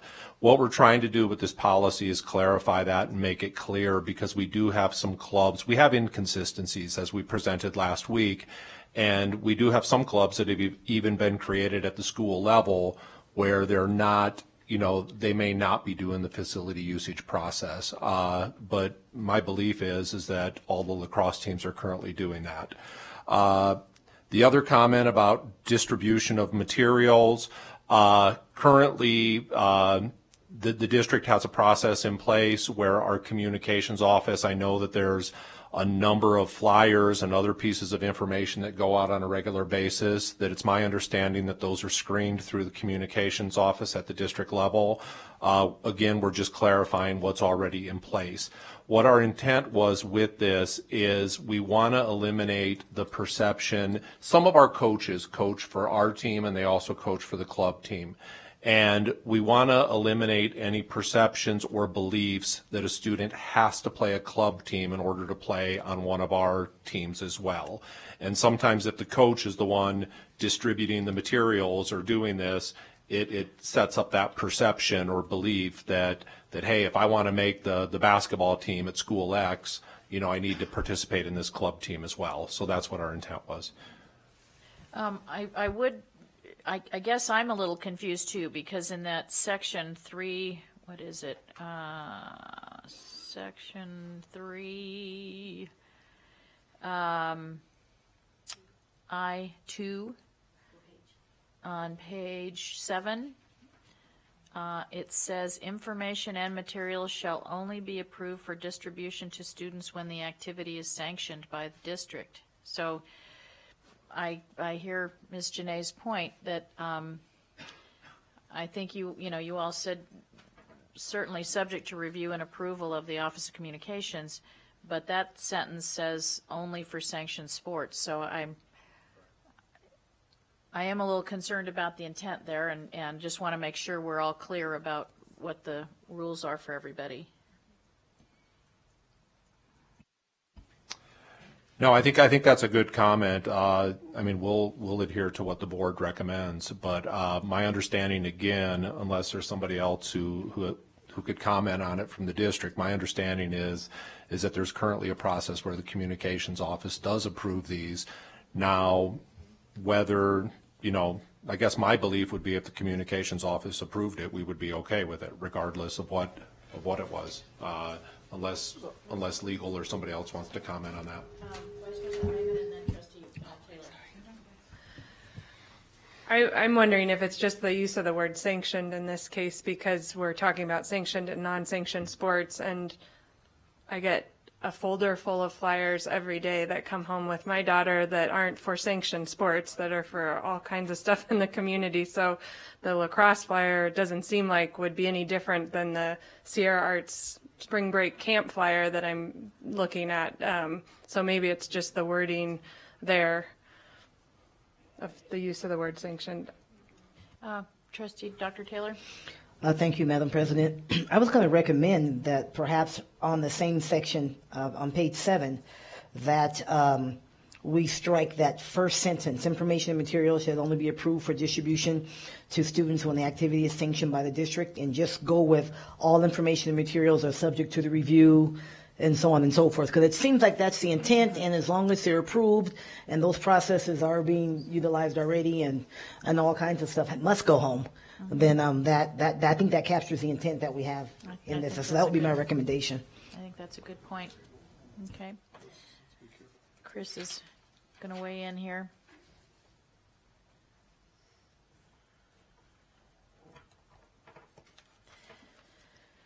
We're not finally approving, we're initiating the public comment period. But I want to be sure we're not making amendments or striking or anything else as far as this board item. Put it out as it is and take those public comments, and then it could come back on another item to be revised. But this is either going out for preliminary approval or not as is, not making amendments, changes, or anything else to the draft that's in there now. So that's why I want do to we be need careful. to send it back to the policy committee? I'm Well, you just can- asking. Well, this item, to me,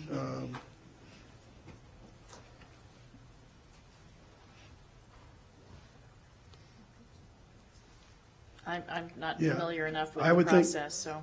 well, the way the item's written, you're going to you're going to approve it to go out for a 13-day public comment period as a draft proposal. But you cannot be making amendments to it at this point. So either it's going out or not on the 13-day, or it would be going back to the policy committee for revision and then back out. Trustee Taylor? Thank you, Madam President. My understanding is we have many a times made revisions at this table before it's gone out, and I certainly understand what our legal counsel is advising in that point, but I don't think that's necessarily the intent. We have made changes many a times at this level before it goes out, especially if they're minimal.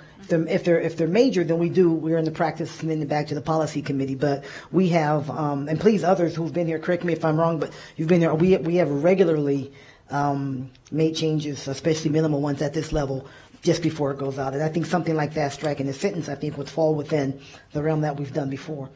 Well, and especially because we're harmonizing the intent with the statement that follows it. So, yes, Mr. Mayor? The only thing that I suggest is that we put down that this is a draft here, and then they get both of the copies.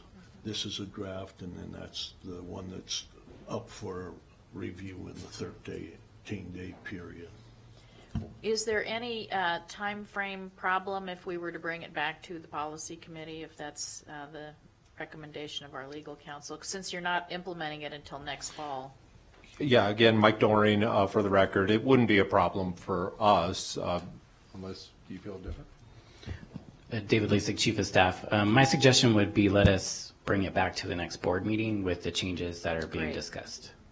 That's great, and then we can have noticed that. Yes, Trustee Frankel? I actually had a question about the other question that was raised during public comment, and I wanted to refer to legal counsel on or the policy, our policy coordinator, about to make sure and ensure that it is in alignment with other policies we have regarding freedom of expression. So I just wanted an analysis of that and a response to that, so to assure me that we are in alignment with our other policies. Yes, Ms. Scurry. Hi.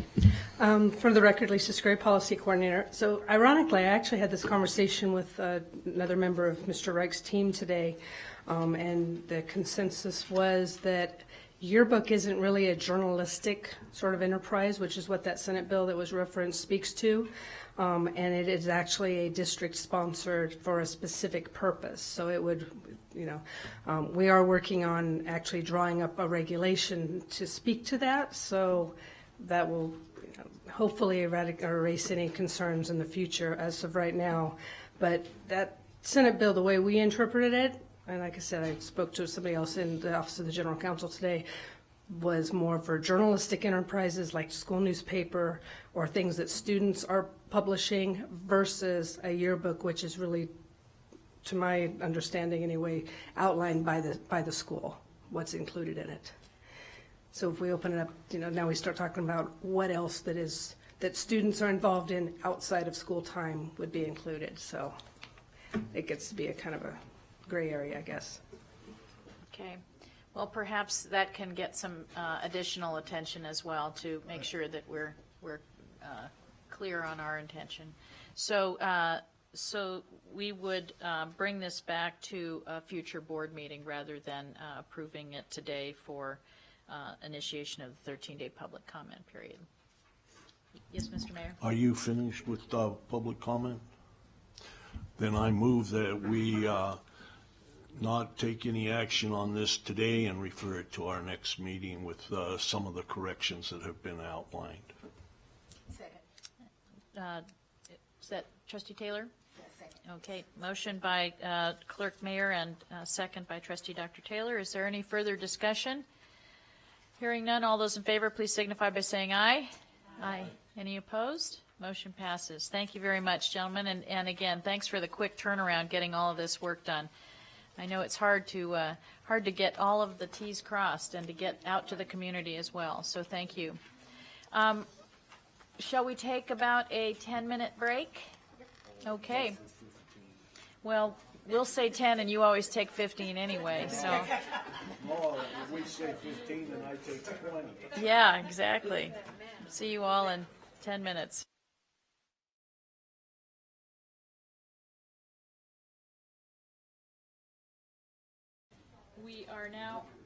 We're now on item 3.04, and thank you, Mr. Doring and Mr. Stallworth, for being back in the line of fire in the hot seat. This is discussion and consideration of possible action to provide preliminary approval for the proposed revision of Board Policy 5345, prevention and treatment of sport-related injuries, which includes language related to appropriate safety precautions for potential injuries such as concussions, and initiation of the 13-day public comment period. And please, gentlemen, go ahead. Thank you. Again, for the record, Mike Doring, Executive Director, Student Services, with Rollins Stallworth, Coordinator, Athletics Activities. Again, we presented this policy 5345 last week at the Board Policy Review Committee. The policy is the same as what it was at that time. We have not made changes to it. We're happy to answer any questions that the board may have pertaining to this. Any board members have questions? I think we discussed this pretty well last time. Do we have any public comment on this one, JJ? No public comment. We'll give Trustee Feemster a moment to get seated. Does anyone have a motion they would like to make on this 5345? Vice President Raymond. Thank you. I move the Board of Trustees provides preliminary approval for the proposed adoption of Board Policy 5345, prevention and treatment of sport-related injuries, and initiates the 13-day public review period. Motion by Vice President Raymond, second by Trustee Frankel. Is there any further discussion? Hearing none, all those in favor, please signify by saying aye. Aye. Opposed? Motion carries unanimously. Thank you. Thank you. Thanks. All right. We will now move on to 3.05, which is discussion and consideration of possible action to provide preliminary approval for the proposed revision of Board Policy 7610, public information and records requests, which includes language related to costs and fees associated with such requests, and initiation of the 13-day public comment period. And General Counsel Chris Reich is here, and please walk us through that. Good afternoon, President Simon Holland, Trustees, Deputy Superintendent McNeil. For the record, my name is Chris Reich, Deputy Chief General Counsel for the district.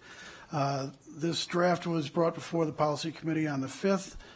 There are no substantive changes. There was one area I wanted to draw your attention to, and that is on the second page, C, cost and fees.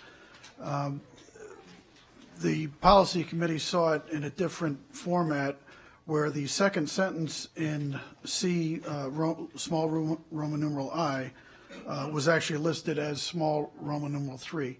But that placement was inappropriate, so it was put in the small Roman numeral I where it belongs after the charge for fees. And that sentence is a list of the fees charged for copies of public records shall be posted at the district's central administration building as well as its website. So that's more of a formatting change than anything else.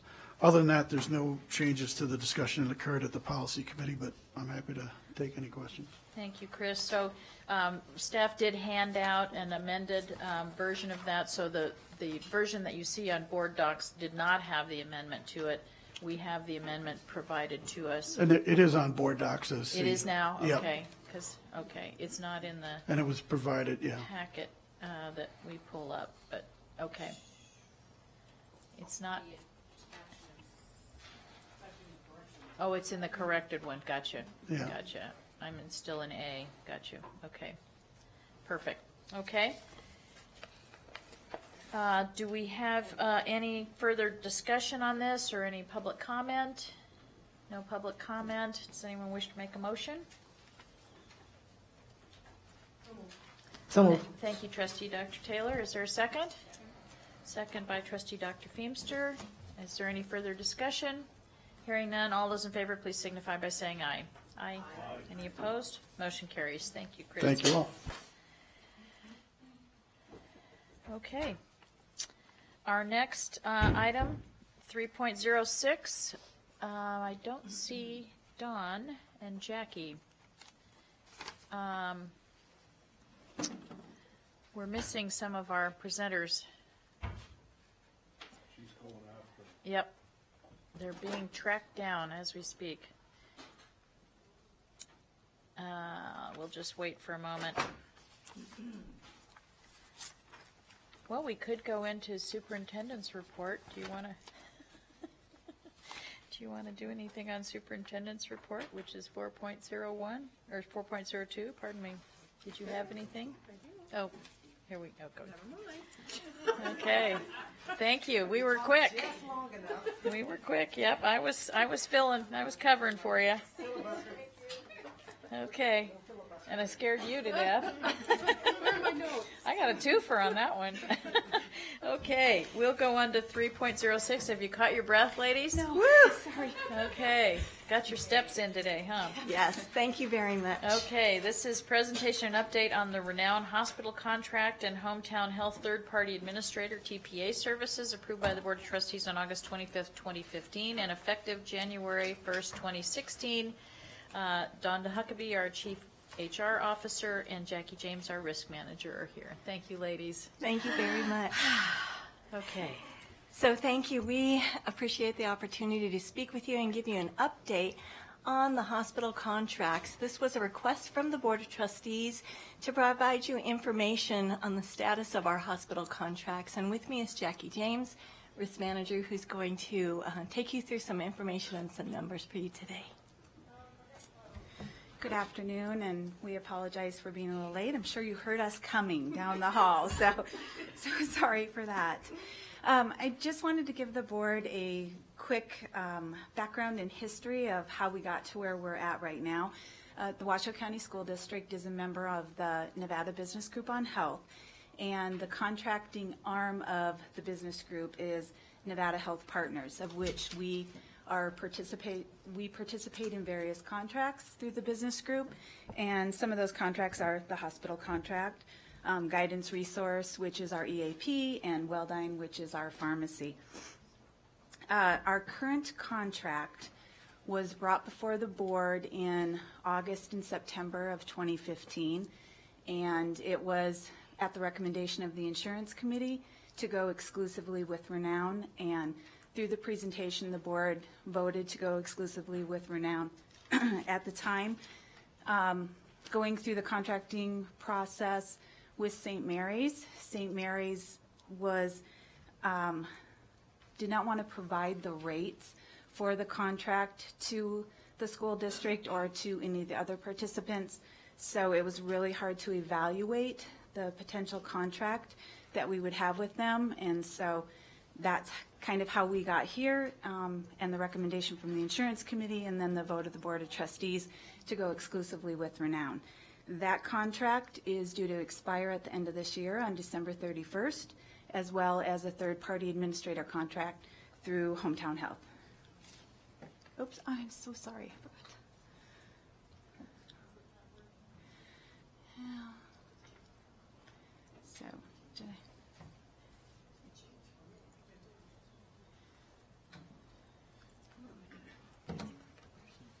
We are definitely having issues. There we go. Yep, back one.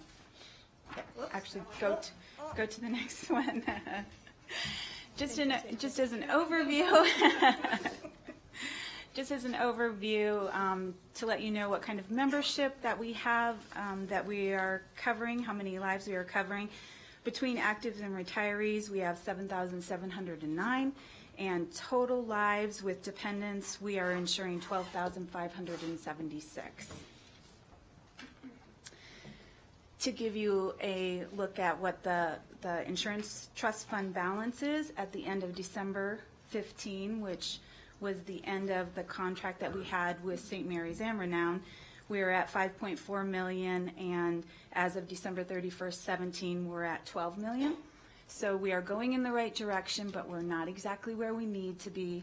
Ideally, it's recommended that we have 3 months in reserves, so that would take us anywhere between 20 and 24 million, which is where we would ultimately like to be.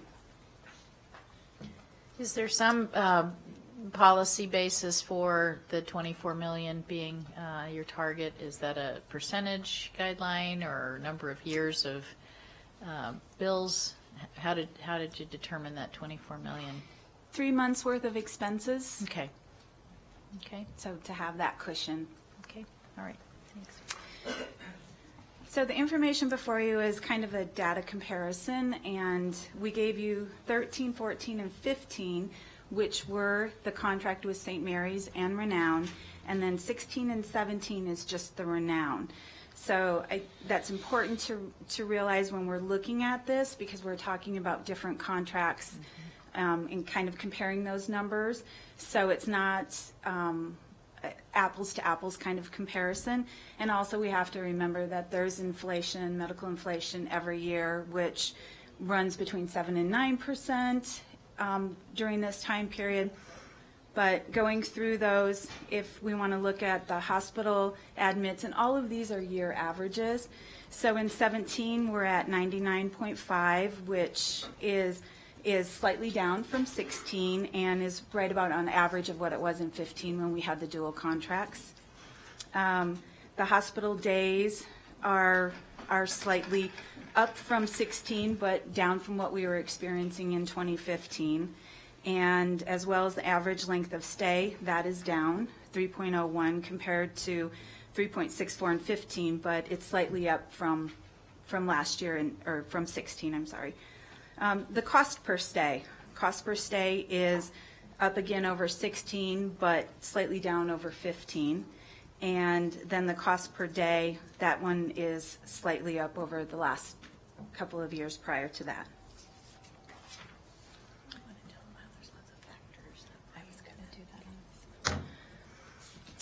The next slide is some further statistics. In looking at in-hospital, the average for the year is 1.4 million, which was pretty much in line with what we were experiencing in 2015 and is slightly up over 2016. The outpatient surgeries is that is down as well, and lab and x-ray, as you can see, is up considerably. Now, one of the factors that we need to remember is we have to look at our large claims. So in 2017, we were experiencing 34 large claims, and of those large claims, we had 11 that were over our stop loss of $400,000, and of those, we had 2 that exceeded $1 million. That was a huge impact for us in 2017, and if you look in 2014, we had 24 large claims as opposed to 34 in 17. And then in 2015, we had 25 large claims. And then going down in 14, we only had 15 large claims. And in 13, we had 13 large claims. So we have been experiencing a lot more large claim volume, which can contribute to some of these numbers being elevated as well.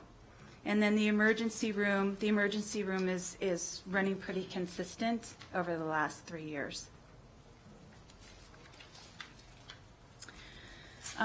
During the hospital transition, there was a lot of things that we experienced, and working with Hometown and Renown to help improve service and processes, there were some things that they put into place, and one of those were that they expanded networks, they were adding physicians, they provided a dedicated service line for Washoe County School District employees, so we were able to roll that out to our members, and they would have this direct line. They expanded urgent care hours at the request of school district employees who gave feedback that they would like to see the extended hours. They expanded services outside of the Reno-Sparks area, such as Stanford, and there were other providers that they expanded. They initiated a new national network, which benefits our members who live outside of the area or who might be traveling outside of the area. And they also implemented telemedicine with Stanford. And they expanded their imaging hours through their Women's Breast Center to help accommodate more. And like anything, there's always improvement areas, opportunities for improvement. So an area that would be an opportunity for improvement is expanding hours and appointments in other imaging. So like MRIs and CTs and stuff like that, and also their billing processes. We've experienced a few little hiccups with that, but they're working through it and trying to work with school district employees in that area. Over the last few years, Renown and Hometown Health have been a great partner with Washoe County School District, and one of the areas that we've seen the savings were in the TPA savings, which, as you can see, were $793,000 a year, and over the course of 3 years, that was over $2 million worth of savings. They introduced an imaging discussion group and partnered with the school district, so we sent out invitations to employees to participate in this discussion group. I believe I sent out over 60 invitations, and we had 6 or 7 attendees. But it was a very good and valuable discussion, and I believe that the members' takeaway from it was that some of them said that it was so nice to be able to come and air their concerns and get answers to their questions, and they felt like someone actually cared. And they felt like the leadership from Renown that were there really cared about them and were listening to their concerns. And so I think it was a very valuable experience. And Hometown Health and Renown have also been huge partners in our Women's Wellness Day, which, as many of you know, is coming up on February 25th. So we hope to see you there. We're really excited. It's going to be a wonderful day. Can I ask a quick question about that? Can you explain to folks, because a lot of folks don't know about how third-party administration works, and how did we find $793,000 in savings through a third-party administrator contract? How does that work? Well, the third-party administrator is the company who processes our claims. So when anyone has a medical appointment and the doctor sends the bill in, that is who they would be sending the bill into. They process the claims and they handle it from start to finish.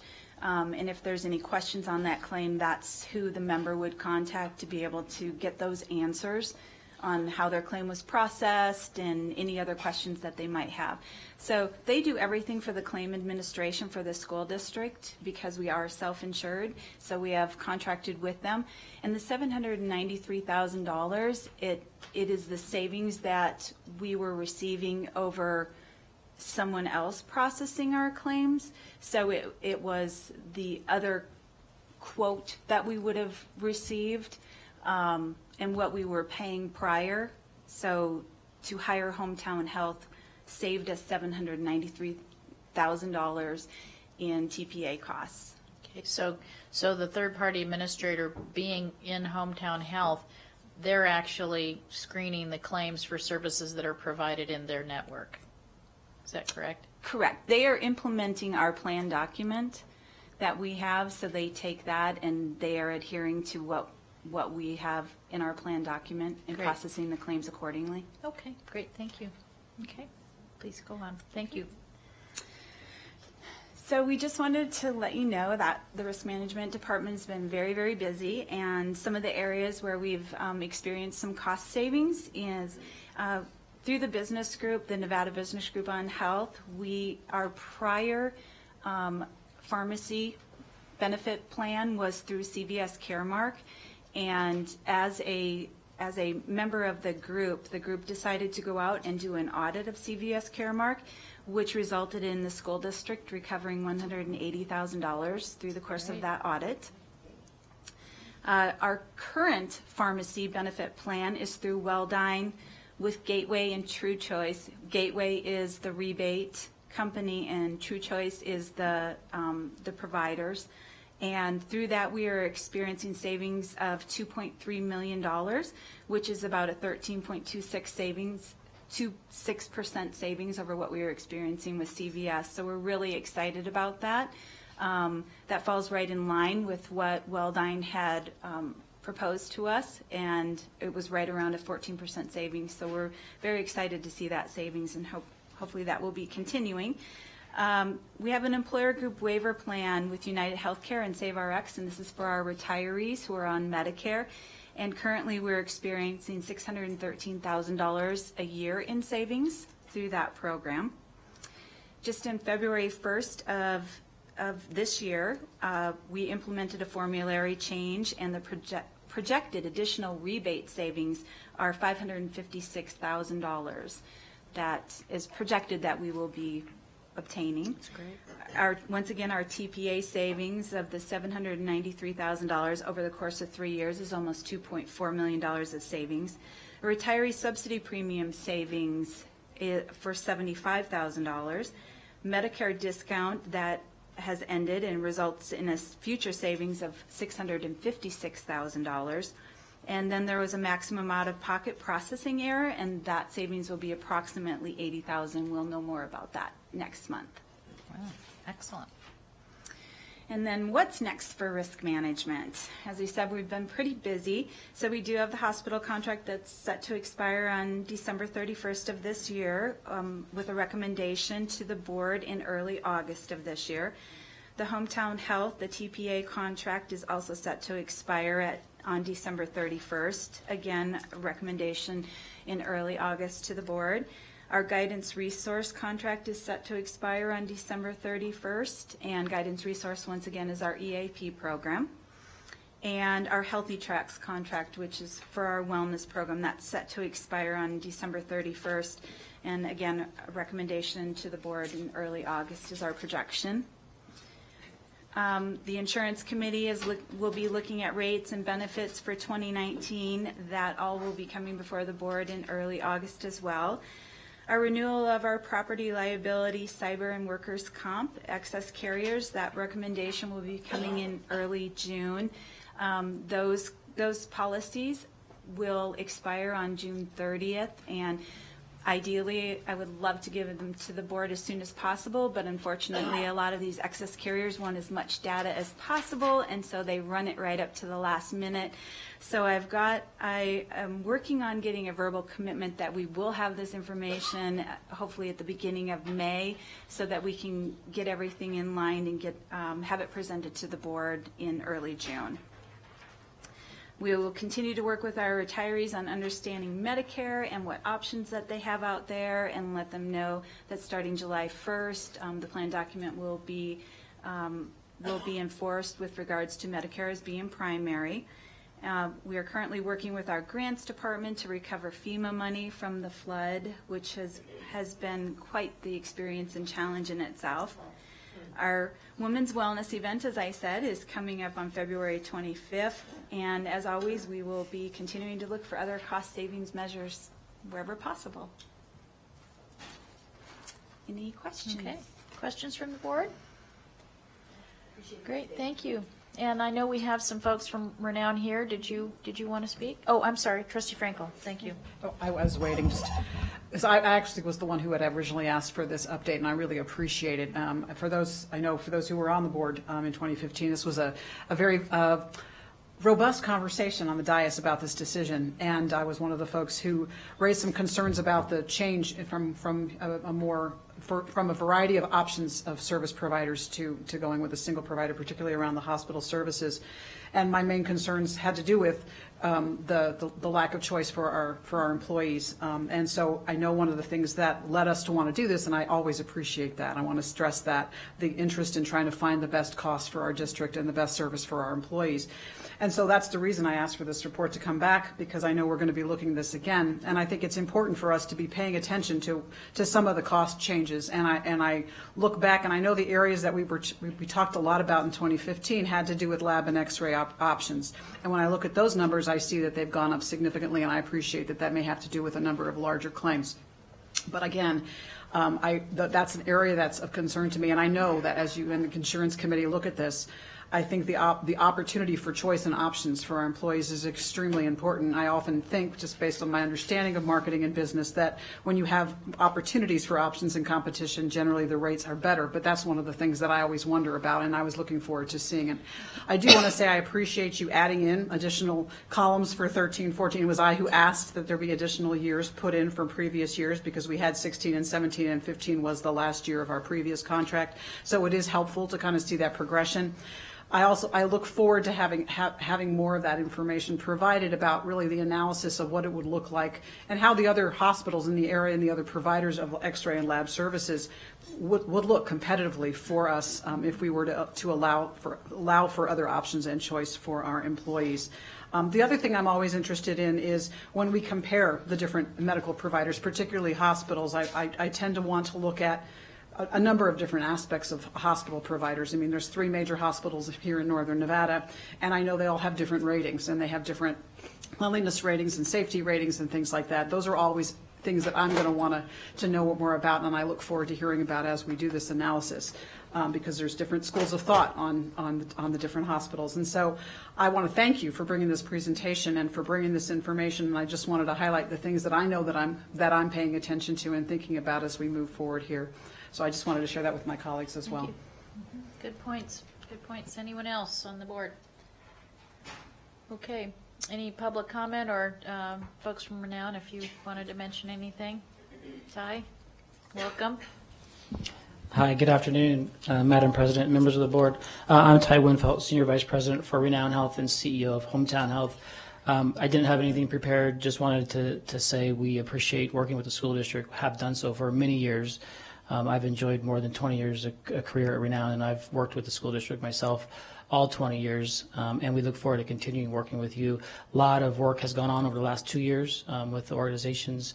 We're actively getting ready to gear up for the negotiations upcoming, and looking forward to that, and looking forward to continuing to meet the needs of your employees. Great. Okay, thank you.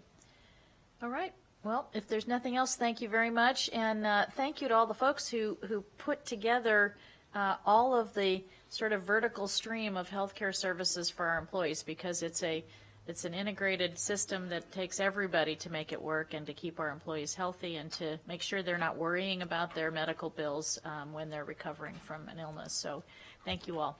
Appreciate it. Okay.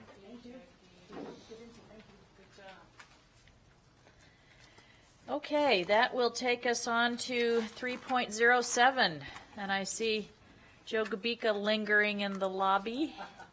Approval of the Guaranteed Maximum Price 1, GMP 1, from Q&D Construction, Inc. as the construction manager at risk, CMAR, for the management of a new comprehensive elementary school for site work and related construction services at the South Meadows site, also known as the Nick Polikitis Elementary School, in the amount of $5,202,993 with an owner's contingency of $101,770 for a total of $5,304,763. And Tammy Zimmerman, Director of our Planning and Design, is here, and Monica Schur-Howden, Assistant Purchasing Supervisor. Thank you, ladies. Please go ahead. Thank you, Madam President, Board of Trustees. For the record, Tammy Zimmerman, Director of Planning and Design. And we are here to bring you GMP 1, Guaranteed Maximum Price, for the Nick Polikitis Elementary School, and it's the sites that we're going to talk about with this GMP 1. And beside me is Monica Scheer, Assistant Purchasing Supervisor. We've come to you guys before with our CMAR, and you understand that CMAR brings value to us with our schedule, our budgets, the constructability review. We value them for that procurement. They get the qualified subcontractors to bid that, which provides competition. And then they act as the general and administer the construction project contracts. This is talking about scope development. They help us with the scope, the contractors do, and we split this out into GMP 1 and GMP 2 because it allows us to be on that aggressive schedule to get this done. We can start the site work. We have the contractors on board that they help provide their input so that we can continue to design and finish the construction documents for the building so we can actually get some site work going while this weather holds for us. And through this, they help us with our accelerated process, and we really appreciate that. GMP 1 scope for this Nick Polikitis Elementary School is the site work.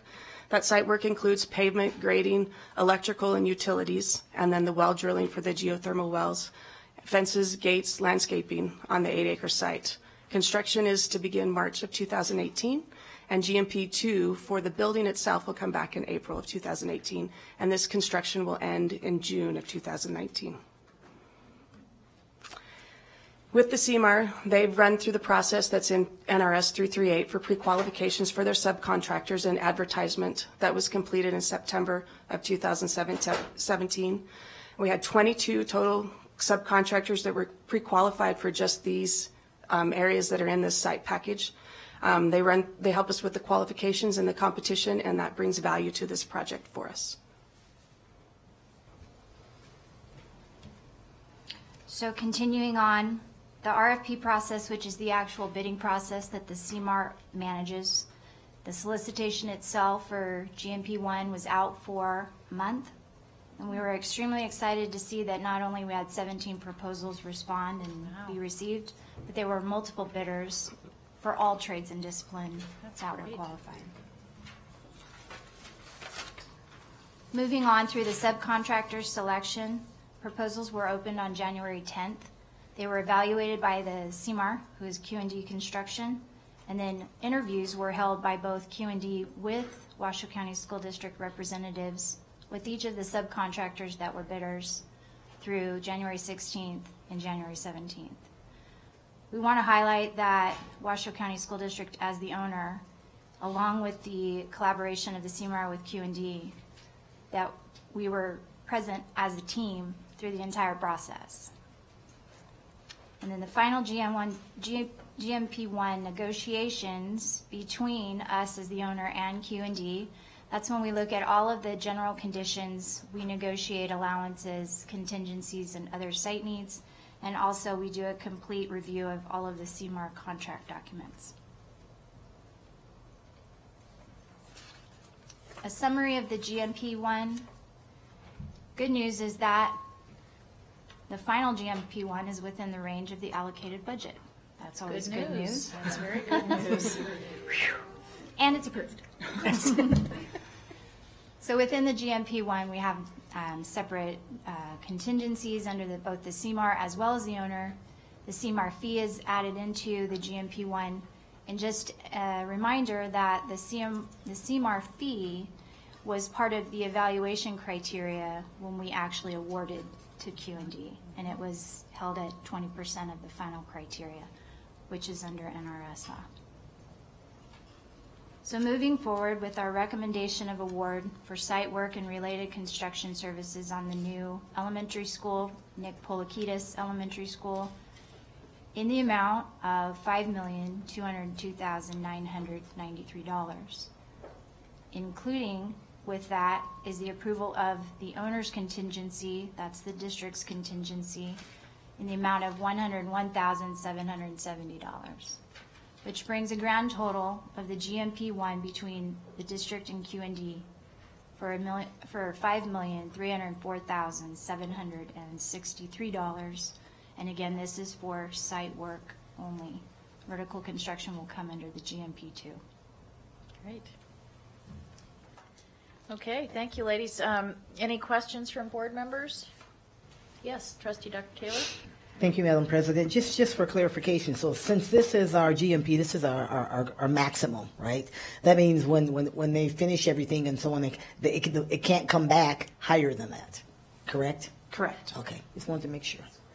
Okay, thank you. There are situations when it could come back higher than that, if there's a scope change or. Right. Yeah, so I just want to make sure that's clear. No, thanks for that clarification. As is, it can't come back like it is unless they were. Correct. Okay. And that's, if a scope change, we have an owner contingency to work with that. If there's a scope change, we would do it within that. And that would come back to the board. Correct. Yes. Okay. Thank you. Other questions or comments? I'm curious about how it works with the subs. So we pre-qualify the subs, and then how much of the design work and engineering work has to be done before they're asked to tell the general contractor how much their bid is going to be? How does that work? So they go through a pre-qualification process based off of their bonding rate and their financials before they can even look at the plans and bid them. Mm-hmm. They're qualified through NRS to do that. And then there's a date, just like we do with our bids. They go out, they get 3 weeks to review them and come back with a bid for that. So they're separate with pre-qualifications, mm-hmm. and then they get to bid it. But they're bidding based on having the complete plans to bid from for this job? Yes. Okay. Okay. Yep, Trustee Frankel? And just to clarify, we mentioned it's within the budget. Is it that budget that's been outlined and approved for the school specifically? Can you just clarify how it fits into the broader budget for the school that's been approved? And if we had a specific line designated for just this particular decision today? So it was outlined in buckets that we came to the Capital Funding Protection Committee and then to you with, and it was $5.5 million for the site bucket, and it is underneath that. Great, great. Any other comments from the Capital Facilities Committee about this piece? We don't take the guaranteed maximum price back to them because they've approved the overall buckets. Gotcha, okay. I'm learning this whole process, so that's good. Okay. Any other comments? Any public comment, JJ? Okay, well, this is very exciting, getting our Nick Polikitis Elementary School off and running. Does anyone want to make the motion? I'll make the motion happily. Okay. Trustee Dr. Taylor? Thank you, Madam President. I move that the board approves the guaranteed maximum price from Q&D Construction Incorporated as the construction manager at risk, the CMAR, for the management of a new comprehensive elementary school for site work and related construction services at the South Meadows campus site, another word, AKA Nick Polikitis Elementary School, in the amount of $5,202,993 with an owner's contingency of $101,770 for a total of $5,304,763. Okay.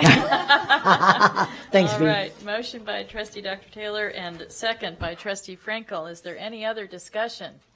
Hearing none. All those in favor, please signify by saying aye. Aye. All right. Any opposed? I don't think so. Thank you. Well, congratulations for getting us to this part of the journey, and we just thank everyone for the hard work to keep this moving forward. Thanks. Okay. And now we will go to item 3.08, discussion and possible action to declare the Board of Trustees' intent to negotiate a possible employment agreement with Ms. Tracy Davis as Superintendent of the Washoe County School District. And with us today, Mr. Joshua Hicks, and you can introduce your colleague for the record. I do want to just share with the public that Ms. Davis is not here today because she's back east giving a national presentation at a conference, so I'm sure she would otherwise love to be here, but that is the reason she's not present today. And so I'll turn it over to Josh Hicks, who is the outside counsel for the board on this matter. Thank you, President Simon Holland, members of the board and staff, Josh Hicks and Laura Jacobson to my left. We're both attorneys with McDonald Crono. We're very pleased to be here today to represent the board as we go down the process of discussing a new contract for a superintendent. We're here today on a very precise issue. This has to do with the current contract that the superintendent is under. The current contract is set to expire on June 30th of this year. And one of the provisions in that contract requires or contemplates that the board will either give notice of an intent to negotiate a new contract or to not give that kind of notice. And we're here today to talk about that piece of it. That's a notice that needs to be given by April 1st.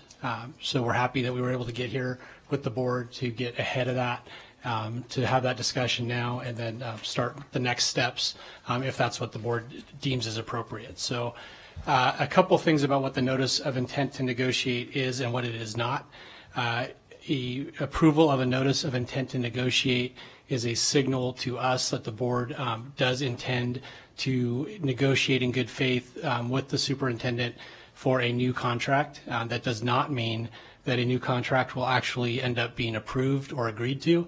But it does mean that we will seek to use our best efforts to bring something back to the board, and it will ultimately be the board's decision of whether they're going to accept that or not. It also does not mean that the current contract is extended or anything like that. It's still set to expire. The notice is simply a signal to us to go forward and open negotiations in a formal manner with the superintendent with the idea that something will come back to the board and be approved at that point. So that will be a future board meeting There may be other board meetings as we go through this process, as we ask for guidance as well. But this today is a very precise issue, and it's procedural, but it's important because it also is a signal. If the board does not want to give that kind of notice, this is the time to do it. If the board does want to go forward with that notice of intent to negotiate, this starts the process of getting a new contract in place with the superintendent. So hopefully that provides a good overview of this agenda item for you, and I'm happy to answer any questions the board may have. Thank you, Mr. Hicks. Do we have any initial questions? I know we have public comment on this item, so maybe trustees would like to hear public comment first. So, JJ, let's call for public comment. Connie Silveria. Welcome, Ms. Silveria. And is that right? Did we get that right? Yes, Silvera. And this is a little intimidating. I'm sorry. I wish I could about hire Dr. Ryan, who was up here earlier, to come speak for me. She was fabulous. Thank you for joining us. You have 3 minutes. Okay, I just want to say today, thank you for letting me speak. And the reason I came to speak on this matter is recently I noticed two Washoe County School District articles in the paper. One was this very topic with our superintendent being the highest paid government employee in Washoe County. And I found that a bit disturbing considering all the problems that we have in the school district. The other, on the other end of the scale, was the article on the school lunches being doubling every year. So far it was like 80-some thousand and expected to double this year. And so I think between the two, I was really concerned when I saw the amount that we pay the superintendent. I was encouraged that at least I didn't see a bonus listed here this time. The fact that we pay for buying extra months for early retirement I find very disturbing. As an ordinary citizen, I think that's a bit excessive. And I know in your world it may not be, but in my world it is. And in the voter booth when we go in there, those are the things that we remember. School lunches and the highest paid Washoe County employee. And so I hope that you'll really take that into consideration when you're contemplating all of this and with this contract. And the other thing is I wanted to bring up another issue related to this, that I hope that in doing so, if you have to go looking for money for any of these, that you don't take from your custodians, your bus drivers, your the cafeteria workers. Those people have been cut to the bone over the last 10 years. And they make barely over half of what a living wage is here. So I really hope that you will at some point, consider them in this mix. So that's really pretty much all I have to say. Thank you very much. Thank you. Thank you for coming to speak to us today.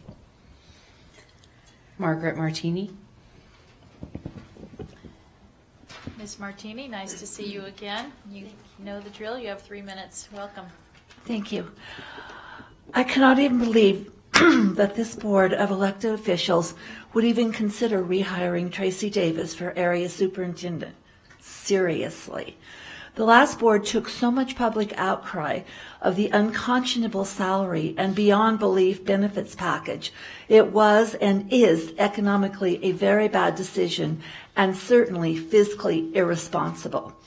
A neutral and very capable and respectful third party had given Tracy a very bad review, and you sit here and choose to ignore those findings that were bought and paid for by the school district.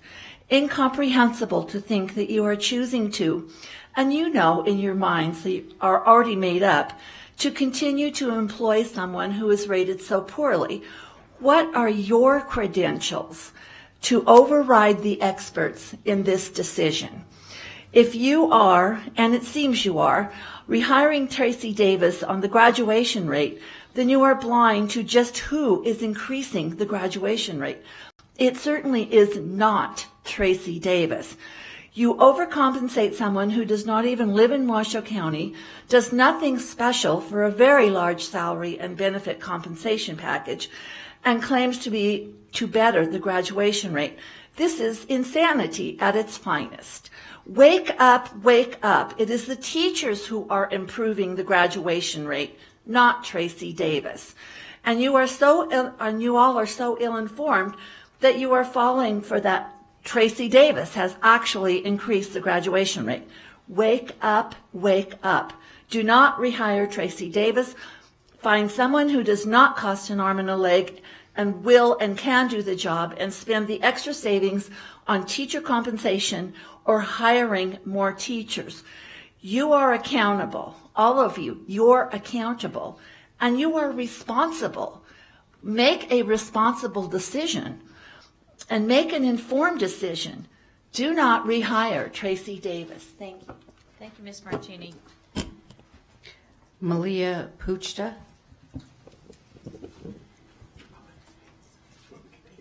Did we get that pronunciation right, Ms. Puchta?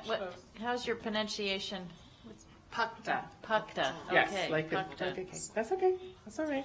Thank you for being here. You have 3 minutes. All right, good afternoon. I do not feel that the board should move forward with negotiations to renew Superintendent Davis's contract. Nothing personal against her. I have never really talked to her outside of the WC1 town meetings. I do have friends and acquaintances at different levels in the district, be they teachers, administrators, office support staff, other parents of students. I believe that the board was remiss in their duty when they just simply instated her from interim superintendent to superintendent without doing any kind of call for applicants. No resumes were asked for or reviewed. No interviews were held. It was just, here, you're already there. Why don't you just stick around? Her base salary, I feel, is too high. We all know that teachers are severely underpaid. I was talking to a teacher friend, and she said that the rate of pay for incoming teachers as of a couple years ago was very much similar to her entry-level rate of pay when she started teaching 20 years ago. The workaround for the budget shortfall has seemed to be to increase class sizes. That's not really working for my students, and I have 3. I don't mean to take away from any of the work that Ms. Davis has done. I hear over and over again that she has increased the graduation rate. I don't believe that she is solely responsible for that increase. I think that there are a lot of other school administrators and teachers, aides, and support staff that have contributed to that increase. We still have a teacher shortage, but we have no money to pay new teachers, so, A&A. I think that instead of just simply reinstating her contract or negotiating a new contract for her, that a new search should be opened up. You guys should do it the right way. Take applications, hold interviews, and if in the end she is the best choice for the district, then so be it. But without looking at all of the options, I think that you are being irresponsible.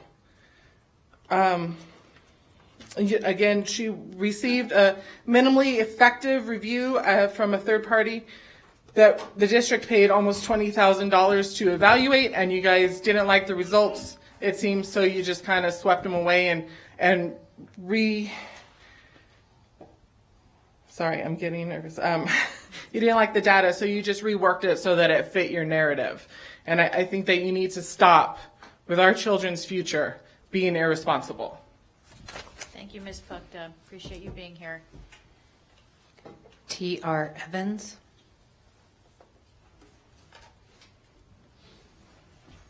Ms. Evans, thank you for being here. You have 3 minutes. Good afternoon. Sorry, news folks.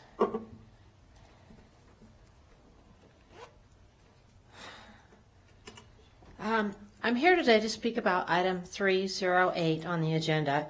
I come from many years of experience in employee training, education, and performance management. I'm also a resident of Mr. Mayor's district. Many of my friends and neighbors were unable to be here today, so I feel like I'm sort of speaking on their behalf as well. The conversations we've been having lately are about this agenda item today. I was unable to find the board's decision to renew the superintendent's contract. It sounded to me from your explanation as though that is this item, although it's not worded that way. It's not really clear that this is a decision whether or not to renew the contract. Excuse me. Regardless of the individual, whoever the superintendent is does not matter to me. It matters not. I don't care who the superintendent is. But I don't feel that given the performance evaluation for 2017, that the board should renew this contract. If the board moves ahead with this negotiation for this new contract, there are several items that you should consider. First of all, in the recent performance evaluation, the ratings for organizational climate demonstrated a lot of dissatisfaction. I don't see where the employees and the administrators and the students were terribly satisfied with the performance of the superintendent. I also wonder about employee engagement. From the results of that survey that was done, it does not appear that the employees feel engaged with the superintendent. I would also ask about the student success rates and who is genuinely responsible for those. The cost of the contract, which I just learned from another member of the public, is the highest salary in Northern Nevada for a public official. That's crazy. That's crazy. That doesn't seem to me to be consistent with the performance evaluation of 2017, particularly since the district has experienced budget shortfalls in recent times. There was no competitive process for this position, as another member has already noticed, and this is supposed to be a transparent process. The public needs to see your deliberative process, and we would like to know how this decision has been reached. Please give us your rationale for renewing this contract. In your discussion, we would like to hear what it's based on. Thank you. Thank you, Ms. Evans. Any other public comment, JJ? Charles McCubbins.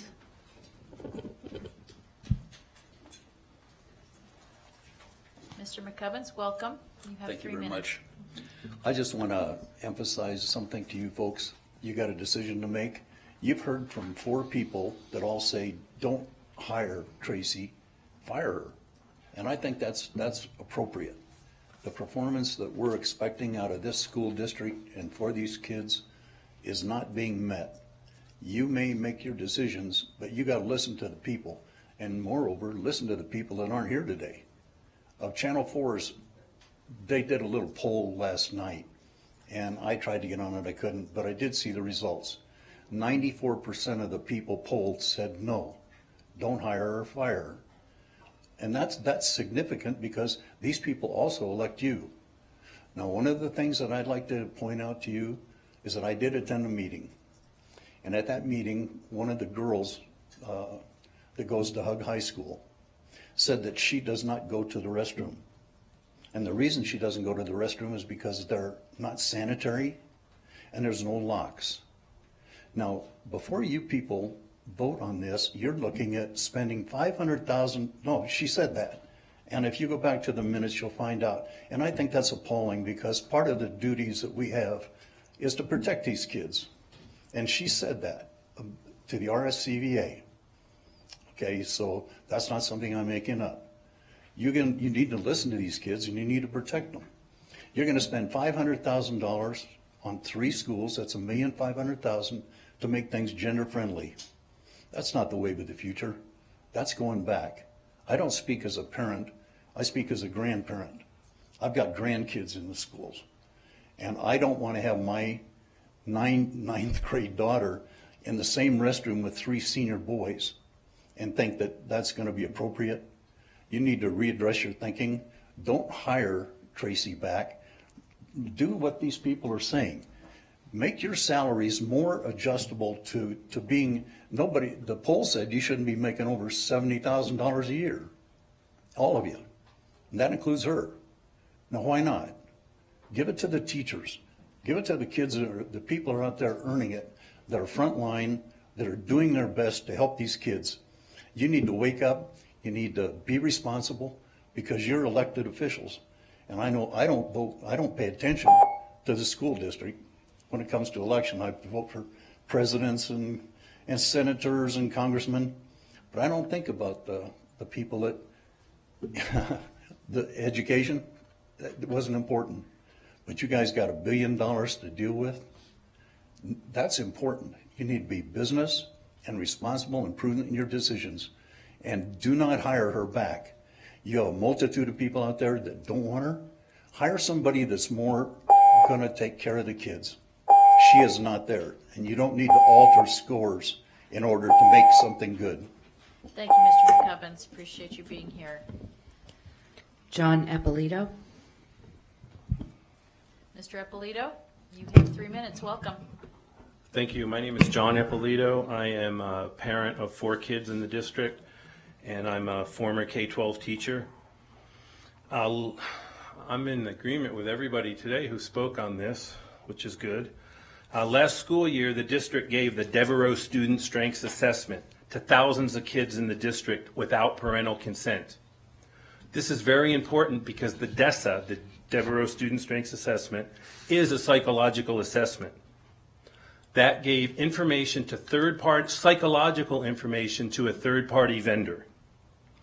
At this board meeting on September 12th, 2017, 12 of us showed up and asked the board why the district would give a psychological assessment without parental consent. We never got an answer, but here's what we did get. Number one, we got a promise from Superintendent Davis that you will not give the DESA this school year. 2, at the end of the meeting, Superintendent Davis incorrectly stated that the DESA is not a psychological assessment. Evidently, that was the CYA statement, because through about May or June of 2017, on their own website, it clearly stated the DESA is in fact a psychological assessment. This test should have never been given to one child in the district without prior parental consent, nor should Superintendent Davis have tried to cover up the fact that the DESA is a psychological assessment. The SBAC test, we've been talking about this for years.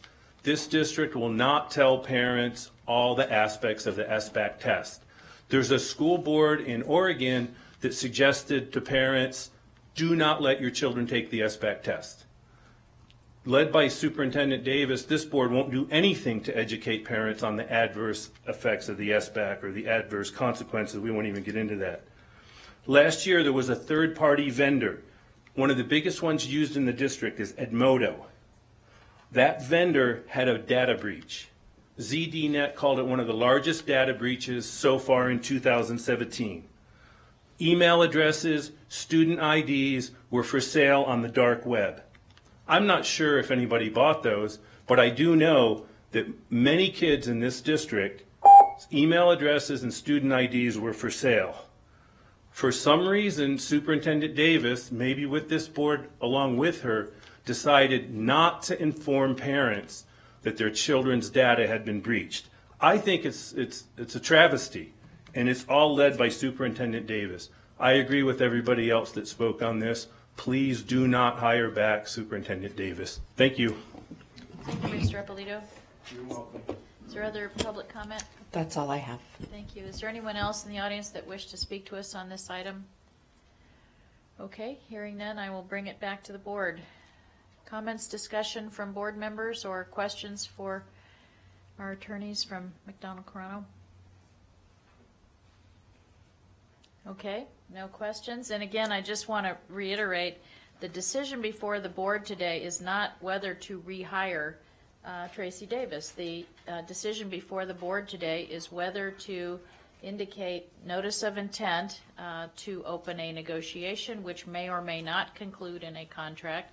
It does not, as Mr. Hicks said, it does not obligate the board to enter into a contract, and it does not obligate Ms. Davis to accept a contract that may be offered. So just want to clarify what the action is today. Does anyone have a motion that they would like to make? I make a motion, Madam President. Go ahead, Trustee Taylor. I move that the Board of Trustees declares its intent to negotiate an employment agreement with Ms. Tracy Davis as Superintendent of the Washoe County School District. Mr. Mayor? I'll second that motion. We have a motion by Trustee Dr. Taylor and a second by Mr. Mayor. And is there discussion? This is difficult because I'm not going to object to the process step that we're taking today, and I do so with reservation, but I do so that we can move the process forward and have what I hope to be transparent conversation at this dais, which is not agendized to have today after confirmation from our attorney, which I discussed in terms of our ability to talk about some of the considerations within the contract itself. But I am looking forward to having conversation about expectations, which we've started with respect to evaluation, because I have concerns based on the evaluation that was recently conducted, and great passion for organizational climate and culture and employee engagement, as one of our speakers addressed, and as we've discussed and as we heard from 1,200 people that responded to the survey last fall. The other thing I look forward to discussing, and the reason I'm going to support, or I should say not oppose this motion, which means I will vote for it, is to open a conversation about the appropriate terms and conditions of this contract, and really taking a very hard look at what's appropriate in light of our fiscal challenges. And I know we can't open that conversation here today either, but I believe that conversation, and I'm hopeful that future agenda items will be agendized as such so that we can have an honest conversation about those expectations and about those parameters in the contract that I think will determine for me what the next steps will be in terms of my votes going forward. So I just wanted to make those comments. Thank you. Thank you, Trustee Frankel. Does anyone else have comments? Yes, Trustee Dr. Taylor. Yes, I do. Thank you, Madam President. And my understanding is just I don't even know if it's to respond, so to speak, but that is indeed the step that we are taking, right? So that we can begin the conversation about any of those things. That's exactly what this is. Am I right? Okay, I wanted to make it clear. But not to have it today. Oh, yeah. That's Oh, what of course you're not. It's not. No, it isn't. Oh, no, I know Correct. that it isn't agendized. I guess it was, I think that's absolutely what we're doing. Correct? Okay. Okay. I thought I didn't want anybody to be confused by what Trustee Frankel said. I'm like, no, that's absolutely what we're doing, is to open up that opportunity to have those conversations. Correct. Okay? Yep. All right. Thank I you. stand by my motion. Okay. Is there anyone else who'd like to make a comment? And I would like to add that go ahead, Trustee Freemster. Yes, Madam President. I'm just sitting here because I'm going back to a previous meeting we had, and I would love for us to have rolled that film, that footage back to see the number of people who were here, I don't know what meeting it was, in support of Tracy Davis. So if you think it's equal, it was a packed house. It was a packed house, including many students. I think we do need to hash this out, because what's needed is clarification on what are the responsibilities. Overall, yes, the superintendent is responsible, but I heard about 3 different things tonight that are definitely straight from the federal government. We have no control over some of this, and maybe there needs to be a process of educating the public on, indeed, is she the highest paid person in the county, given the entire picture. But again, sitting in this seat, I could see it differently. And with experience in going to many meetings, be it an elementary, middle, and high school principal, I could tell you, you're not going to find a principal that's going to, someone mentioned $70,000. That is not the average. I could challenge you on that. But I think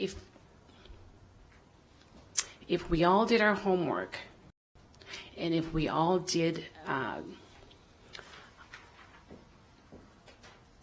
I could do a survey just like Channel 4 did, and I could probably get the same results the other way, because I know how data is and I know how to tweak it. I had to do a little bit of tweaking for my dissertation with the help of my professor, but only to prove one point. So my dissertation is solid. But I think it's so important to know a person. To sit here and hear people talk, individuals mention that kids do not like the superintendent, I would challenge you to shadow her in some of the schools, because she's out in the schools every week. I know we're all out in the schools. I have never heard a student or saw a student react negatively to the superintendent. And just to give you my list from last week, jumping the gun here, but I was probably at 4 schools last week, and I never saw anything that represents a dislike for the superintendent. And I'm speaking students, and I also, teachers were also present, principals were also present. I think it's if there are improvements that are needed, that's always acceptable. Any leader is looking for improvement. Any leader. Teachers are looking for improvement in their teaching. Site administrators look for that. That's their job. I used to sleep at night with a notebook next to me. Wake up all during the night taking notes on what can I do better? What can I do better? Because that's what it's about. What can we do better for students? Anyone can criticize. Anyone can criticize. It's very important to take the time to know why you're saying students don't like the superintendent. Now, it's either I'm blind and deaf when I'm out there, which I would stop these school visits because I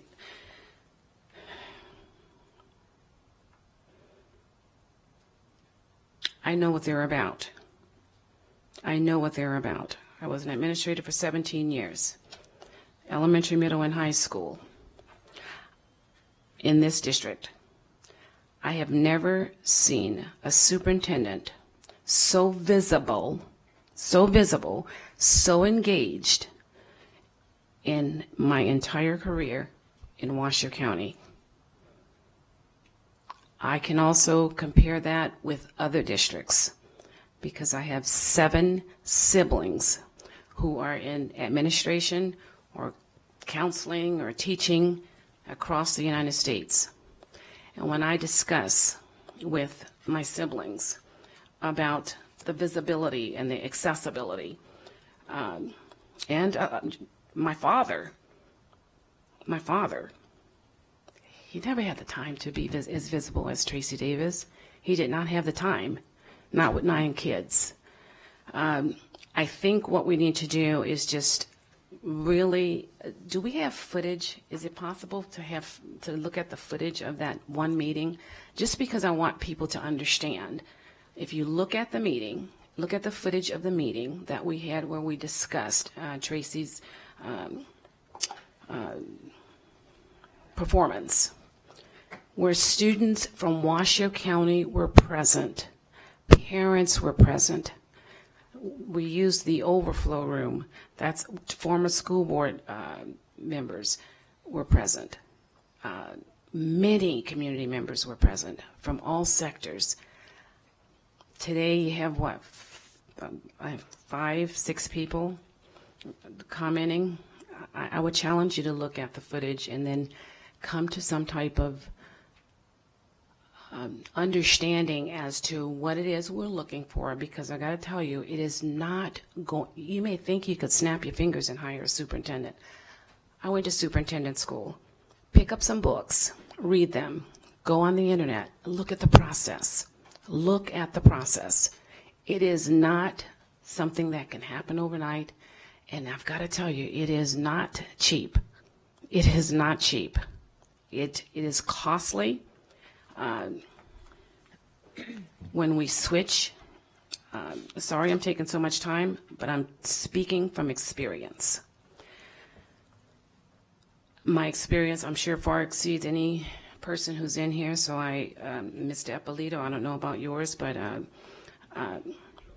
32 years, I think, including my two years now, or a year, 33 years, and growing up in a family of all educators, going to the best schools in New Orleans. I've got to tell you, I see so much going on in the schools, so much great stuff that's going on in our schools. Challenge yourselves to say, hey, I'd love to shadow you when you go out in the schools. I would love that. I would love that. I'm sure I would hope my colleagues would also invite you to go along with them to see what is actually going on, not just in your school, because my students attended this school in this county also, my own kids, my biological kids. I could tell you what they went through, but I don't want to make you cry. We are beginning to address some of the issues that my kids faced. Being called the N-word on an ongoing basis, and they were afraid to tell me about it. We are starting to address some of these issues. Our diversity department is a huge help. We're starting to have a diverse staff that reflects the numbers in our student population. It is very difficult to be a principal of a school, and the only other minority that a student will see is the head custodian, night head custodian, groundskeeper. There's so many areas that we are doing well in. I can attest to it because of my years. I can share with you about the work of former administrators, former superintendents. I speak from experience right here in Washoe County, right here being a member, either presenting to the school board or listening to parents or listening to whomever presented. I've got to tell you, we are making strides. I've heard people say, it's not Tracy who raised the graduation rate. I agree with you.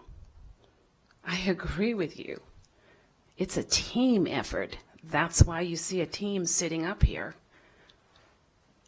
It's supposed to be a team effort. One person can't do it. And if you find that one person, I want to meet that person. I got to tell you, a lot of other people would like to meet that person.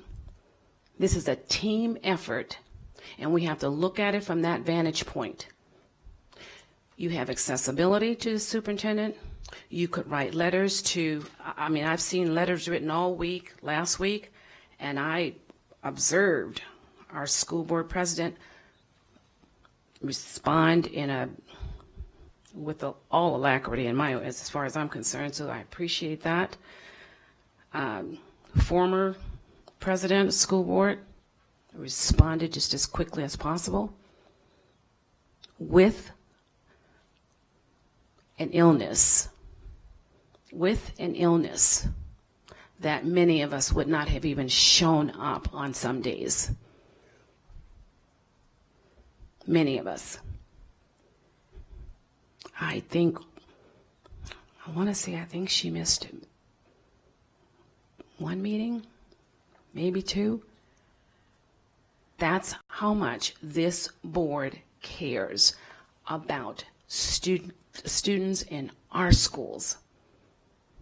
I could tell you, and I am going to tell you a story about our superintendent passing. She was at a school. She passed a student who was probably in 3rd or 4th grade. This was told to me by someone else.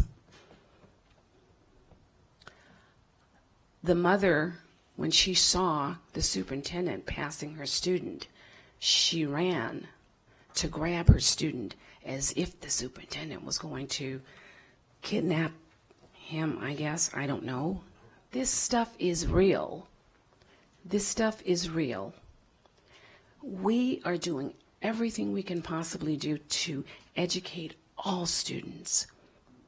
All students. All I'm asking is that you go back,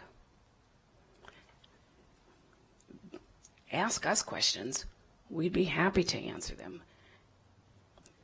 Yes, there are areas where, again, she could improve, but there are certainly areas each one of us could improve in.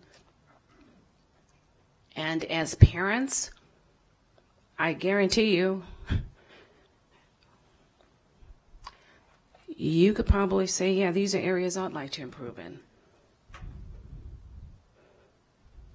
That's what it's about, improving your well-being and improving the well-being of others. And I know that as I go out to our district, I see teachers, I see principals, and until you've walked in my shoes, you really can't comment. You can have an opinion, that's great, but walk around in the schools starving. I mean, I Trustee Feimster, we do have a motion on the table. I know, so. I understand that, but I've been trying to eat my banana all day. I've been all over, I've been to many places today, and I've asked people about the superintendent. Again, people have personal comments, and that's great. But let's talk about data. Let's talk about positives. I mean, information you have heard, stuff you have observed. Things that you want to change, that's fine. There's nothing wrong with change. We welcome it. That's how we get better. And we are getting better. We are getting better. And we're going to continue to get better. I just hope that we are looking at a person and looking beyond, and I'm sorry I'm going in this direction, but my heart is telling me to go into that direction. Let's look beyond the Tracy Davis. Let's look at her performance. Let's look at her performance. I know what I went through in this district. It was real. I know what my kids went through. It was real. Sorry, but sometimes it took me 32 years to tell the truth, and I'd be happy to talk to anyone one-on-one about what sometimes happens in a district when we are clouded by our past experiences, our upbringings, what we read. I heard someone say, oh, Jesus. I can say that too, because I said it all my life. Oh, Jesus. Oh, Jesus. I said it all my life, but I stuck with it. And never did I ever look and judge a student, a teacher, a parent on their appearance. It was always, let's work with this. Let's move forward, because we're going to do it together. We do need to, thank you, Trustee Feimster, we do need to bring it back to the item. Is there anything else that anyone wants to add? I do want to echo some of the comments that Trustee Frankel made, that I think this is a constructive process. We're doing it on the record. We're doing it in a public meeting. And I look forward to the process as an opportunity for us to have an open conversation about what the expectations of a superintendent are. We can share those things in a contract. We can share what our board policies are with regard to what appropriate compensation is. So I think that's by moving forward, that's the way that we can have that, that conversation in the public arena. We did have an email, JJ, from Ms. Nicole Larson that she wanted it read into the public record.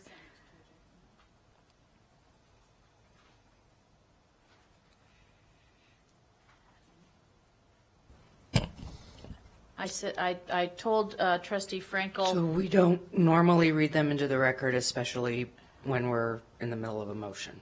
Okay. Okay. So I can put it with. Okay, put it with the public comment. Thank you. Okay. I know that that she did send it to some of the trustees, but I don't know if everybody had a chance to see it. Yeah, yeah. It was sent after the meeting had already started. So, Mr. Mayor? Yes, I want to echo yours and Ms. Frankel's thing, and she said one word, and that's honest. Honest. I want you to look at her honestly, because we had very many people that came up to that microphone that said untruths because they read them in the paper. Tracy Davis lives in Sparks on Sparks Boulevard. How you can say she doesn't live in Washoe County unless Sparks isn't in Washoe County. But she lives in Sparks on Sparks Boulevard. She doesn't live anywhere else. That's her home. And several of the things that were said just are not true. So I hope we look for honesty in negotiating this contract. Thank you, Mr. Mayor. And the time for public comment on this has closed. We did offer the public comment earlier, so we do have a later public comment, but not on this item. So I'll go ahead and call for the question. All those in favor, please signify by saying aye. Aye. Opposed? Motion carries. Thank you. Could the record show a unanimous vote? I voted aye. Thank you. Okay. Thank you, Mr. Hicks. Thank you, Ms. Thank you both.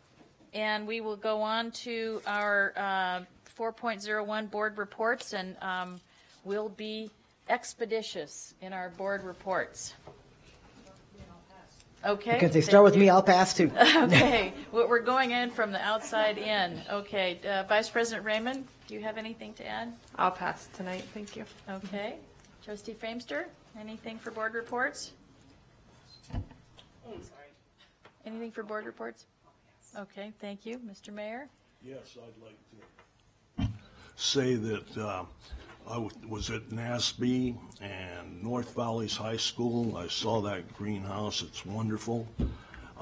And the spotlight on success is wonderful. And then I was at Sun Valley for a budget hearing that I had input into 4 different groups, and I thought it was a wonderful experience. Great, thank you. And I really enjoyed Principal for the Day. I know several of my colleagues participated in that. I got to host Renown's Wendy DeMonte, went with me to Mount Rose School with Principal Chrissy Brown, and then to Hug High with Assistant Principal Tristan McElhaney. We did see the Health Sciences Academy there, and it was wonderful. And we all, most of us, I think, almost everyone was there for the Spotlight on Success at Trainer, which was just fabulous. And it was a huge turnout and very inspiring for that school and that community. And it was nice to be able to honor Trustee Famster's brother-in-law who has passed, so we were happy to do that. And then I also attended the ribbon cutting and incline for the Boys and Girls Club of North Lake Tahoe. The Duffield Youth Center was a great success, and we're happy to have that at the school up there. Yes, Ms. Brinkle. I know I said I'd pass, but can I just make a comment? Yes. Trustee Mayor mentioned the budget forums, and I do want to say how much I appreciated the opportunity to work with, to be there with both of you and to work with Trustees Kelly and Raymond at Double Diamond, but I also know all of us participated in that. I primarily want to do a shout out to the communications team and to Mark Mathers, and to all the staff that made those events possible. I think they were well attended. It was great participation. So I just wanted to say thank you to the team that helped us put those together. It was great. And thank you to all the community members who came out to those. We had, I think, something over 150 people attended, and it was very interactive, and we got some wonderful dialogue. So thank you all. Superintendent's report, Deputy Superintendent's report. Sure. All right. So you had mentioned this earlier, so I just wanted to mention that Superintendent Davis, she is attending. She is conducting our Superintendent's Roundtable. So she is speaking at the national level for the collaboration of academic, social, emotional learning. And so she is sitting on the Superintendent's Roundtable to share the good news of what we're doing in social, emotional learning. She is also presenting with our Chief Accountability Officer a presentation on using data to support students in social emotional learning. And so we're looking forward to that presentation. They've put a lot of time and effort into that presentation. And then also she is using this time to do a community of practice for the Urban Superintendent's Academy, which is really interesting and very good work. And also a shout out to all of our staff, to communications, to Office of School Leadership, Office of Academics, all of our operational staff for all the budget forums. That was wonderful, wonderful work. And then also thank you to our Chief Academic Officer and Dr. Ryan for hosting a JAG meeting where we are putting JAG under the umbrella of career and technical education. And then finally, Principal for a Day, I was able to go around with Chris Riley of Tesla. He wouldn't let me drive his car, but it was a lot of fun. We visited Pine and DePoli. It was a great, great day. So, thank you. Thank you, Dr. McNeil. Excellent. Okay, do we have any future agenda item requests? Okay, hearing none. And then any final public comment?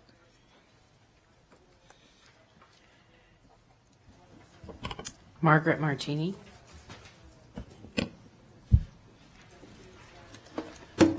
Good afternoon. Ms. Martini? I am beyond appalled at the dissertation from Ms. Feemster. It is the most racially impacting speech I have ever heard. And I would just encourage Ms. Feemster to acknowledge that there are more than black people. I know it's a principle. Yeah. Whatever, I don't believe that any of us had intended, in speaking against Ms. Davis' rehire, had any intention of it being racially motivated. And Ms. Feemster has totally made her impassioned speech all around racial motivation. It was appalling. It was disturbing. Was very disturbing. And for the sitting president of this board to have allowed it to go on that long with that much racial inference, shame on you. Thank you, Ms. Martini. Do we have other public comment? Yes. Charles McCubbins.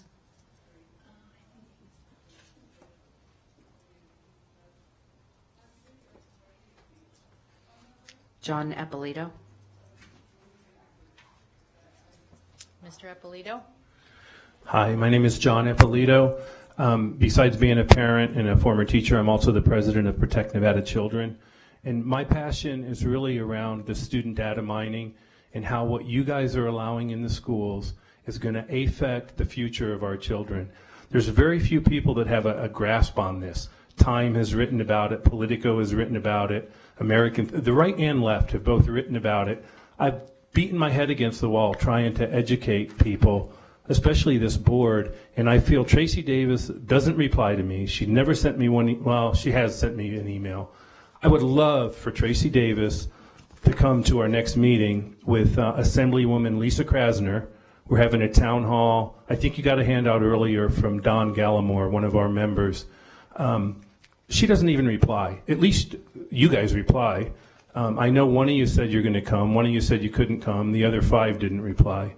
It's this is what's going to affect the kids more than anything else that's happening in the school. And I believe that it's going to most adversely affect the lower achieving kids, the social and emotional. In my opinion, what's going on with the social and emotional is not really the problem. The problem is recording it and giving data to third parties, so now they know what's wrong with our kids. That's the problem, and that's what CASEL and AIR are all about, and that's what that DESA was all about, that psychological assessment. It's wrong. This board probably has heard more about it than any other board in the country, including Superintendent Davis, but nobody seems to do anything. That's why I'm so frustrated. One of the things we'll talk about at the forum, I'm going to probably do like a 20-minute presentation, very cut down from before. That's what Lisa wants me to do, Assemblywoman Krasner. We're going to talk about the SBAC test and the student data mining. One of the biggest things of all is these third-party vendors. These vendors will be creating profiles on our children, and they will affect our children's future. Again, it's the lowest achieving kids that are probably going to be the most adversely affected by this. We're going to talk a little bit about the statewide longitudinal data system, and we're going to talk a little bit about Infinite Campus and some of those secret tabs that parents don't get to see unless they go out of their way to do it. So I'm hoping that you guys can come to the meeting. Actually, 2 of you replied. 3 people replied total, but it would be nice to hear from the rest of you, especially Superintendent Davis. I want her right in the front. Please get her there. Thank you very much. Thank you, Mr. Ippolito. That's all I have. Okay, did we find Mr. McCubbins? I think he's gone. Is he? He's gone? Okay, all right. All right, well, then we will close the public comment, and our next meeting is on Tuesday, February 27th at 2 p.m. here in the boardroom, and with that, we'll be adjourned.